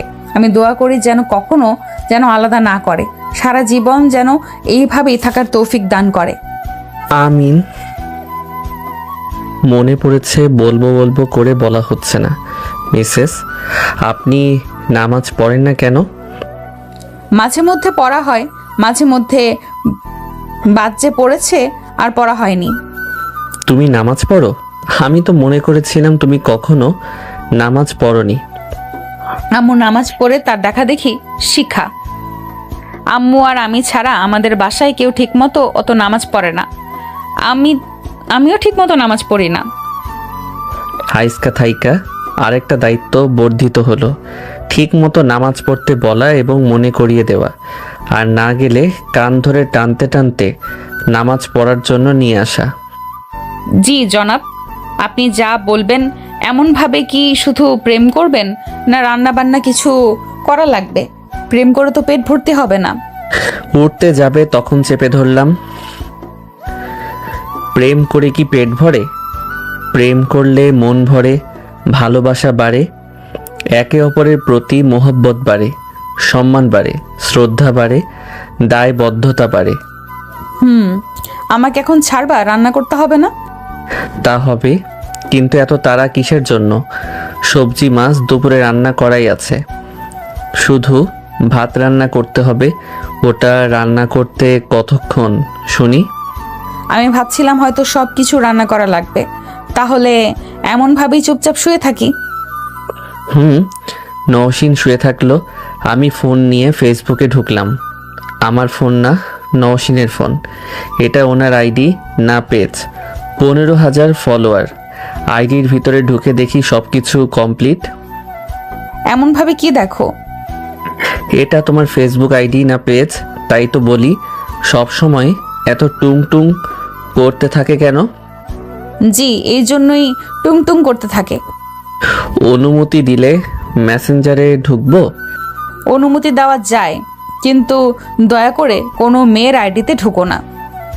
থাক, ঢোকা যাবে না। কি না কি আছে তখন আমাকে লজ্জায় পড়তে হবে। যেমন আছে তেমনই থাক। গোপনীয় কিছু থাকতে পারে যা দেখার অধিকার আমার নেই। আচ্ছা, মনিটাইজেশন অন করব? করে লাভ কি? পেজ চালানোর সময় আমার নেই। একটু টিপস পোস্ট করি, ওইখান থেকেই কিভাবে এতগুলো ফলোয়ার হয়ে গেছে ওইদিকে দেখতে গেলে প্রফেশনাল কাজে চাপ বাড়বে। জি বুঝলাম ম্যাম। অনেক ছেলেদের কমেন্ট দেখলাম মেয়েদের নিয়ে পোস্ট, কিন্তু ছেলেরা কি করে এখানে? এই শয়তানগুলো কখনো ভালো হবে না। ছি, কি সব কমেন্ট করে। কমেন্ট বক্স দেখলে তোমার মুখ দিয়ে গালি বের হবে। কত ছেলে যে আজে বাজে কমেন্ট করে ঠিক নেই। যদিও কমেন্ট চেক করি না, কোনো মেয়ে মেসেজ দিলে আমি আমার চেম্বারে ডেকে নিই। জি বুঝলাম। অমনভাবে চুপচাপ বসে ফোন দেখতে থাকলাম আর নওশিনের মাথায় হাত বুলিয়ে দিতে থাকি। একটু পরে দেখি ঘুমিয়ে গেছে। ওর ফোন রেখে আমি আমার ফোন নিয়ে ফেসবুকে ভিডিও দেখতে লাগলাম। নওশিনের ফোনটা বেজে উঠল। ফোনের দিকে তাকিয়ে আমার শালার নাম্বার, না মানে এর আগে কখনো কথা হয়নি, তবে তার ছবি নওশিনের ফোনে দেখেছি এবং সেটাই স্ক্রিনে ভেসে আছে, আর নাম নাবির লেখা আছে। ফোন নিয়ে রিসিভ করে সালাম দিলাম, আসসালামু আলাইকুম। ওয়ালাইকুম আসসালাম। ভাইয়া আপু কোথায়? এই তো ঘুমিয়ে আছে। এখন ঘুমিয়ে? আপু কি অসুস্থ? না, এমনি শুয়ে থাকতে থাকতে ঘুমিয়ে পড়েছে। ভাইয়া আপনি কোথায় আছেন? আপনাদের ঠিকানা দেন, আপুকে অনেক দেখতে ইচ্ছে করছে, আপনাদের ওখানে আসতে চাই। আচ্ছা, ঠিকানা নোট করেন। নাবিরকে ঠিকানা দিলাম। নাবির আসছি বলে ফোন কেটে দিয়েছে। পাশ থেকে বালিশটা নিয়ে নওশিনের মাথার নিচে রেখে উঠে ফ্রিজ থেকে মাংস নিয়ে ভিজিয়ে রেখে দিলাম। কাজ বেড়ে গেল। এতদিন কোনো খোঁজ খবর নেই। আজকে ওনার বোনকে দেখতে ইচ্ছে করেছে। রান্নাঘর থেকে বাইরে আসতেই দেখি উঠে চোখ ডলছে। এই, তুমি রান্নাঘরে কি করো? তুমি না বললে শুধু ভাত রান্না করলেই হয়ে যাবে? মেহমান আসছে, তাই রান্নার আইটেম বাড়াতে হবে। কে আসবে? তোমার ভাই ফোন দিয়েছিল। ফোন দিয়ে বলছে তোমাকে নাকি তার দেখতে ইচ্ছে করছে। আমিও ঠিকানা দিয়ে দিলাম। তোমার ভাই হয়তো এখন আসছে। হ্যাঁ, ওদের কারোর সাথে কথা নেই। তা ঠিক আছে, কিন্তু এখন তো রান্না করতে হবে। তুমি রাগ করে ঘুমিয়ে পড়ো, আমি রান্না করছি। নওশিন উঠে ওয়াশরুমে চলে গেল। ওয়াশরুম থেকে বেরিয়ে রান্নাঘরে এলো। পিছন থেকে জড়িয়ে ধরে বললাম, তোমার ভাইকে আজকে এগুলোই খাইয়ে পাঠিয়ে দিব। না, তার জন্য বিদেশ থেকে খাবার নিয়ে আসবে। মাংস বের করেছো কেন? এত রাগ করছো কেন? তোমারই তো ছোট ভাই, তাই না? বেশ কিছুক্ষণ পরে গাড়ির শব্দ পাওয়া গেল, তাই রান্নাঘর থেকে বেরিয়ে বাসার বাইরে এলাম। যেতেই দেখি গাড়ি থেকে নামছে। ভিতরে আসেন। আমার সাথে সাথে বাসার ভিতরে এলো। সোফায় বসেন। নাবির সোফায় বসতেই রান্নাঘরে এসে দেখি চা বানাচ্ছে। চা খাবে? এর জন্যই এই সব খাবারের থেকে বেশি কিছু নেই। না জানি কি বলে। ট্রে নিয়ে বাইরে আসতেই, ভাইয়া আপু কোথায়? আসছে। এই কোথায় আছো তুমি? তোমার ভাইয়ের সামনে কি আসবার ইচ্ছে নেই? নওশিন রান্নাঘর থেকে বেরিয়ে এলো। এসেই বলল, কি জন্য এসেছিস? হঠাৎ করে এমন ইচ্ছা হবার কারণ কি? দেখো না কিভাবে কথা বলে। নাবিবের দিকে তাকিয়ে দেখি মাথা নিচু করে আছে। বেচারা এখানে বকা খাওয়ার জন্য এসেছে। কি রে, 20 দিন পর কি মনে করে? এতদিন পরে আমার কথা মনে পড়েছে? আমি ফোন রিসিভ করলে তো তোকে কখনো ঠিকানা দিতাম না। আর এই সব তোকে কে বলতে বলেছে? আব্বুর জন্য। আজকে আবু তোকে পারমিশন দিয়েছে? আব্বু কিছু জানে না, বাসার কেউ জানে না, আর জানবেও না। এমনভাবে বলে কেন? আমি না হয় ফোন দেইনি, কিন্তু তুমিও তো আমাকে ফোন দাওনি। কেন ফোন দিব? যেদিন রাতে আমাকে বাসা থেকে বেরিয়ে যেতে বললো সেদিন কিছু বলেছিস? কেন তোকে ফোন দিব? কেন তোর সাথে কথা বলবো? জানো তো আব্বু কেমন, তার সামনে কোনো কথা বলা যায় না। যেটা বলে সেটাই তার শেষ কথা। প্লিজ মাফ করে দাও না। তার কোনো মাফ নেই। তুই আর এখানে আসবি না, আমাকে ফোনও দিবি না। এমনভাবে বলো কেন? বললাম তো সরি। আচ্ছা ঠিক আছে, এখন এইসব খেয়ে আমাকে উদ্ধার কর। আর এর থেকে বেশি কিছু তোর জন্য নেই। আর এইসব খেয়ে বিদায় হ। এমনিতেই তোমার হাতের রান্না খাওয়ার ইচ্ছে নেই। ওই সব রান্না মানুষে খায়? নওশিন গিয়ে নাবিবের চুল ধরে পিঠের উপর ঠাস ঠাস করে কয়েকটা দিল। আমি চুপচাপ বসে বসে দেখছি। আরও কয়েকটা মারার পর ছেড়ে দিয়ে বলল, তুই এক্ষুনি আমার বাসা থেকে বেরিয়ে যা, তোর কিছু খেতে হবে না। আমার ভুল হয়ে গেছে, প্লিজ ক্ষমা করো। আর ভুলেও এমন কথা বলবো না। বসে থাক, খেয়ে তারপর যাবি। আমার হাতের রান্নাই তোকে খাওয়াবো, গলা ভর্তি করে খাওয়াবো। যদি না খাস তাহলে লাঠি দিয়ে ঠুসিয়ে ঠুসিয়ে খাওয়াবো। নওশিন রান্নাঘরে চলে গেল। আমি নাবিবের সাথে কথা বলতে লাগলাম। নওশিন কেমন, ওর বদঅভ্যাস কি, এগুলো শোনাতে লাগলাম। কিছুক্ষণ পরে আজান হতেই বলে উঠে উজু করে নামাজে এলাম। নামাজ শেষ করে রান্নাঘরে এসে বললাম, রান্না কত দূর? আর একটু। যাও গিয়ে নামাজ পড়ে আসো। উপস, সরি, ভুলে গেছিলাম, তোমার তো পিরিয়ড চলে। ভুলে তো যাবই। নিবিড় কি করে? সোফায় শুয়ে শুয়ে ফোন দেখে। বাসায় কি এমনভাবে মারামারি করো নাকি? আরে না, তবে রাগ হলে একটু এমন হয়ে যায়। এমনভাবে দুষ্টুমি করলে কিন্তু ছ্যাঁকা দিয়ে দিব। সরো তুমি। হ্যাঁ আচ্ছা, দুপুরের সবজি আর মাছ বের করে নিয়ে আসি, একটু গরম করে নাও। যেই ভাবা সেই কাজ। বেশ কিছুক্ষণ পরে কথা বলতে বলতে খাওয়া শেষ করলাম। খাওয়া শেষ করে বলল, স্বাদ দুই রকম কেন? আমাদের দুজনের রান্না দুই রকম। থাকবি না চলে যাবি? থাক, যাবে না, বাসায় যেতে হবে। আব্বু জানলে বকাঝকা করবে। নাবির আর কিছুক্ষণ থেকে চলে যায়। দুজনে পরিষ্কার করে রুমে এলাম। নওশিন শুয়ে গেল। আমি একটু পড়তে বসলাম। একটু পরে নওশিন এসে হাত সরিয়ে দুই দিকে পা করে দুই কাঁধে হাত রাখলো। তারপর কপালে একটা চুমু দিয়ে বলল, তোমার পড়াশোনা এখন চাঙ্গে। আর কি কাজ আছে? ঠোঁটে একটা চুমু দিলাম। নওশিন কাঁধে মাথা রেখে আমার মাথায় হাত বলিয়ে দিতে লাগলো। আমি চুপচাপ পড়তে থাকি। কিছুক্ষণ পরে বুঝতে পারলাম যে ঘুমিয়ে গেছে। কিছুক্ষণ পরে উঠে নওশিনকে শুয়ে দিয়ে ওয়াশরুমে এলাম। এসে মতি আই গিয়ে হুতি গেলাম। দুদিন পর। বলো, এমন সময়ে ফোন দিচ্ছ কেন? কোনো কিছু হয়েছে? ভাবি আমি তুহিন।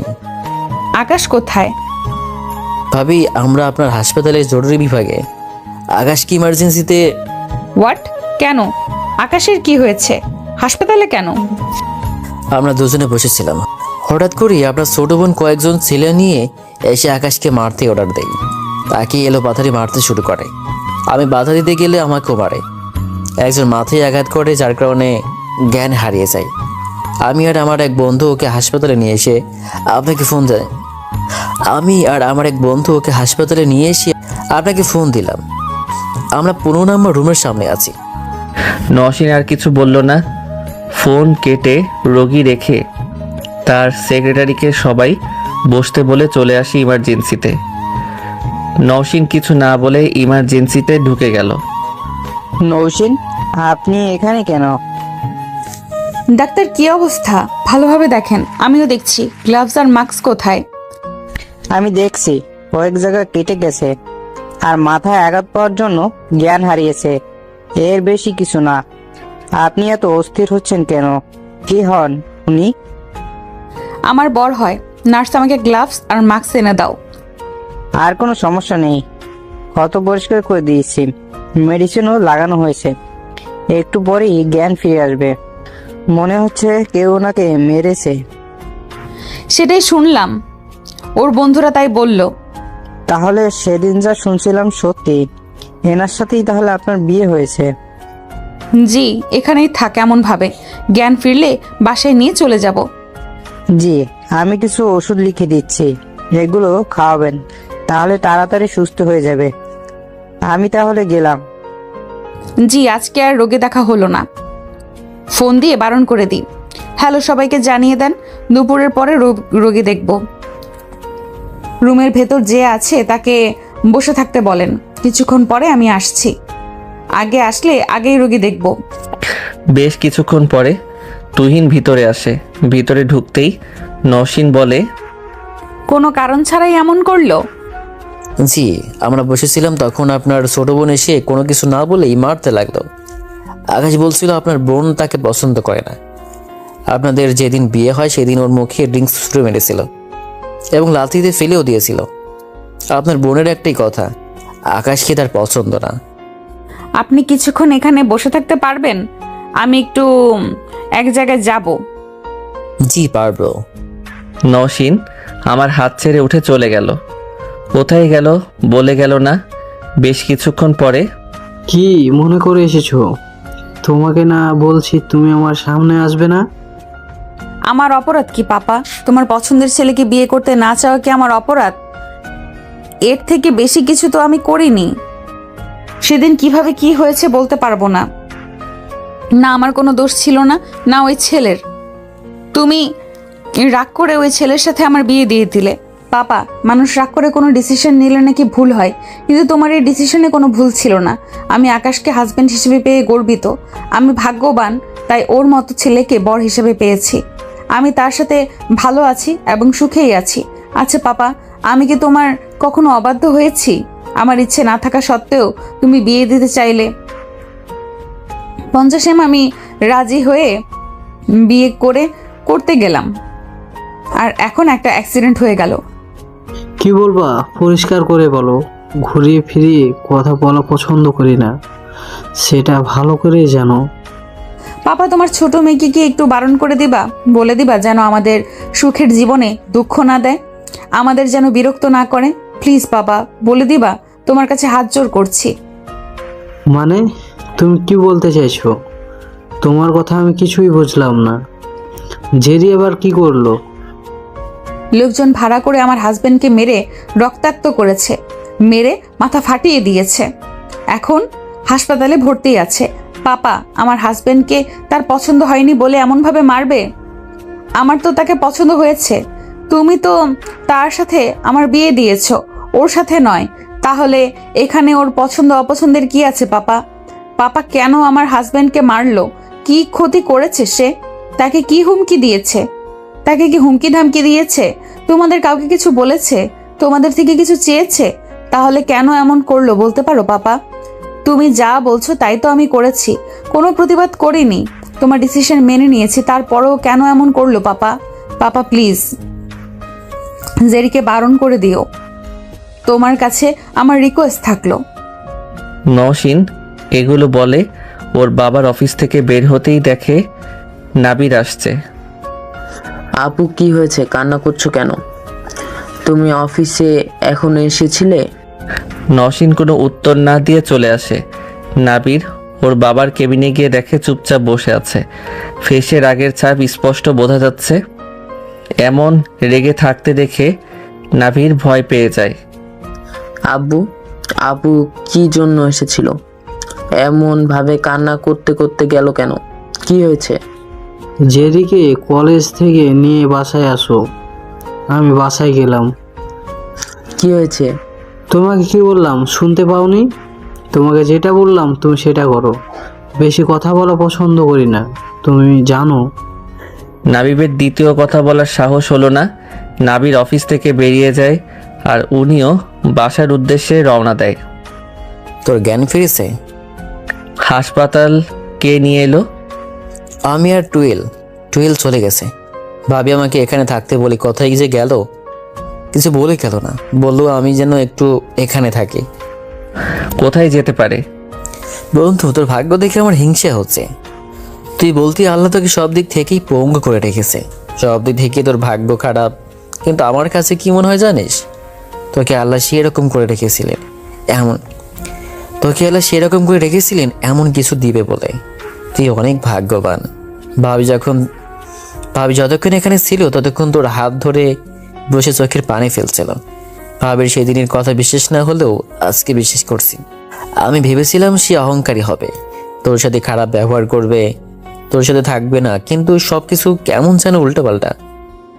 ভাবি আর তার ছোট বোনের মধ্যে আকাশ এবং জমির পার্থক্য। আমিও এই সবই ভেবেছিলাম, কিন্তু তেমন কিছু হয়নি। যেমন রূপ তেমনই ব্যবহার, যেমন নাম তেমনই সে। মিষ্টি তো আর টক হয় না। আমার ফোন কোথায়? ফোন দিয়ে দেখি কোথায় আছে। তোর ফোন আমার কাছে, ভাবিকে ফোন দেওয়ার জন্য নিয়েছিলাম, এই নে। তুহিন ফোন দিতেই নওশিনকে ফোন দিলাম। কয়েকবার রিং হবার পর রিসিভ করলো। কোথায় গেছো তুমি, আর কোথায় আছো? রাস্তায় আর কয়েক মিনিটের মধ্যেই চলে আসছি। ফোন কেটে দিল। আমি চুপচাপ শুয়ে আছি। একটু পরে নওশিন এলো, এসে আমার হাত ধরে মুখে ঠেকিয়ে কান্না করে দিল। আমি তো ঠিক আছি, কান্না করছো কেন? আমার জন্য তোমাকে এমনভাবে মার খেতে হয়েছে। কি সব বলো তুমি, আবার কি করেছো? জেরির ভুল ছিল, ছোট মানুষ ভুল করেছে, কিন্তু তুমি কোথায় গেছিলে? পাপার সাথে কথা বলতে গিয়েছিলাম। কেন তার ছোট মেয়ে এমন করলো সেটাই জিজ্ঞাসা করতে গিয়েছিলাম। উনি কিভাবে জানবে জেরি কেন এমন করেছে? তো জেরিকে জিজ্ঞেস করা উচিত। এক ছিল ওনাকে নয়। সে যাই হোক, এখন বাসায় চলো, আমি এসে বিল পে করে দেব। তোমাকে বাসায় রেখে আসছি। তুমি তোমার দায়িত্ব পালন করো, আমি এখানে কিছুক্ষণ শুয়ে থাকি। এখানে একটু রেস্ট নিয়ে চলে যাব। তোমার এখানে থাকতে ভালো লাগবে। তুহিন আছে, ওর সাথে আড্ডা হবে। এখন যাও, গিয়ে তোমার দায়িত্ব পালন করো। যাও যাও, গিয়ে রোগী দেখো। মন চাইছে না। এমন করলে চলে? আমি এখন ঠিক আছি, ভয় পাওয়ার কি আছে? যাও গিয়ে রোগী দেখো। সবাই কতক্ষণ ধরে বসে আছে। নওশিন চলে গেল। তুহিন চুল টেনে কাছে এসে বসলো। ওর সাথে কথা বলতে লাগলাম। কিছুক্ষণ পরে, ভাইয়া, এমন ভাবে নিয়ে যাওয়ার মানে কি? কিছু বলছো না? এই সেই বললা বাসায় যেতে হবে, আব্বু ডেকেছে। আমি নিজেই জানি না তো তোকে কিভাবে বলবো। আপুকে আব্বুর কেবিন থেকে কান্না করতে করতে বের হতে দেখলাম। আব্বুর কেবিনে গিয়ে দেখি আব্বু অনেক রেগে আছে। তারপর তাকে কাজের থেকে বাসায় নিয়ে যাবার অর্ডার দিল। এর মধ্যে তুই জানিস কি করেছিস? তাহলে আমি বাসায় যাব না। প্লিজ ভাইয়া, তুমি আমাকে নামিয়ে দাও। কি করছিস তুই? এমন ভাবে ভয় পাচ্ছিস কেন? ভয় পাওয়ার কিচ্ছু নেই, আমি তোর ভাই আছি না। আব্বু যেই রাগী, আব্বুর সামনে দাঁড়ানোর সাহস কারো নেই। বাসায় চল, কিছু হবে না, ভয় পাওয়ার কিচ্ছু নেই, আব্বু কিছু বলবে না। একটু পরে ওরা বাসায় যায়। বাসার ভিতরে যেতেই, আজকে কলেজে কি হয়েছে? কিছু না তো আব্বু, কলেজ আবার কি হবে? ঠাস, তোমার সাহস কি করে হয় আমাকে মিথ্যা বলার?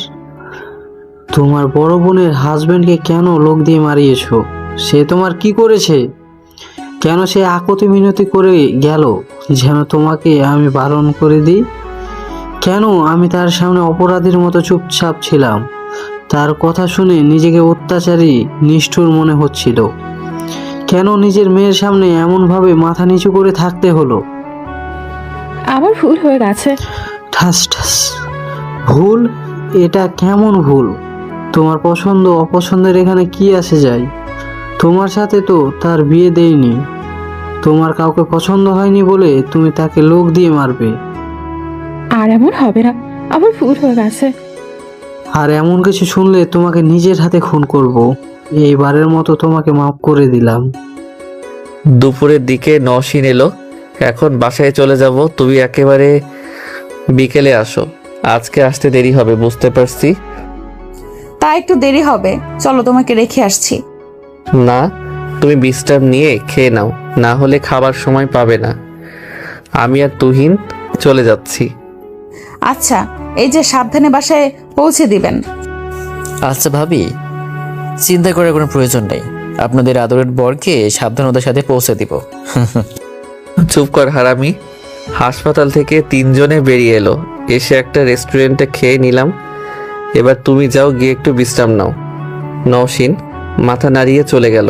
তুহিন গিয়ে বাইক নিয়ে আসতেই উঠে চলে আসি বাসায়। সন্ধ্যায় সোফায় বসে আছি, দেখলাম নওশিন এলো। এসে পাশে বসে কাঁধে মাথা রাখলো। এত চিন্তা করার কি আছে? আমি তো ঠিক আছি, তাই না? ইচ্ছে করছে কি ইচ্ছা মতো মেরে আসি। হাতের কাছে পেলে ওর আমি যে কি করতাম আমি জানি না। যা হবার হয়ে গেছে, আর রাগ করার প্রয়োজন নেই, টেনশন করিও না, সব কিছু ঠিকঠাক আছে। আমার খুব একটা সমস্যা হয়নি। বাইরে গাড়ি থামার শব্দ পেলাম, এখন আবার কে এলো? আমি কিভাবে বলবো? দাঁড়াও, দেখছি কে এসেছে। তুমি বসে থাকো, আমি দেখছি। উঠে আসতে যাব, তখন দেখি নাবির আর জেরি আসছে।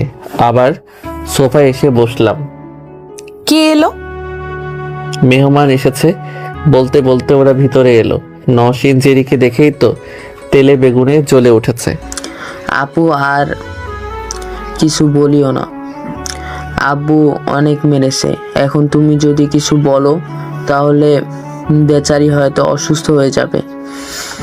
আব্বু তোমার কাছে মাফ চাইতে পাঠিয়েছে। দুজনে আমার চোখের সামনে থেকে যা, ওরে দেখলেই রাগ উঠছে। আমার ভুলে গেছি আপু, ভাইয়া আমার ভুল হয়ে গেছে, আমাকে তোমরা মাফ করে দাও।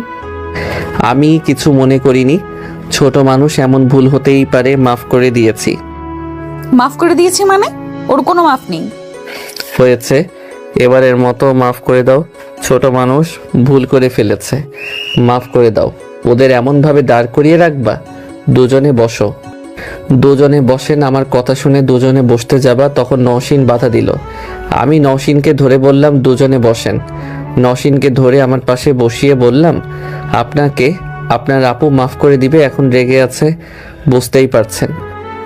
আব্বু তোমাদের দুজনকে ইনভাইট করেছে, এখন তোমাদের নিয়ে যেতে বলেছে। যাব না, তোরা বাসায় চলে যা, আমরা যাব না। কেন এমন ভাবে বলছো? মানুষ মাত্রই তো ভুল হয়। কি জন্য ডেকেছি শুনি? আমি জানি না, কথা বলার জন্য হয়তো ডেকেছে। আব্বু তোমাকে কি বলবে আমি কিভাবে বলবো বলো? ও, তোরা দুজনে যা, আমি কিছুক্ষণ পরে আসছি।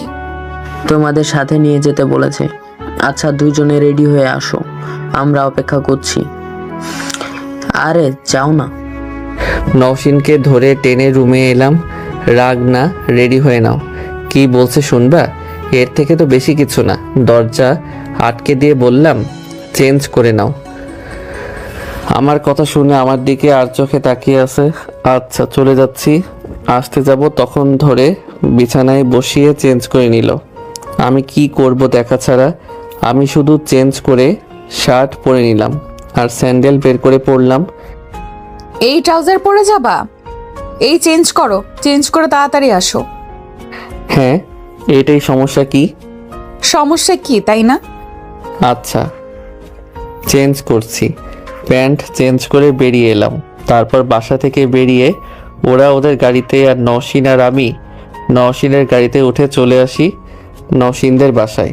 কিছুক্ষণ পরে, এখন কি অবস্থা তোমার? শরীরের অবস্থা ভালো তো?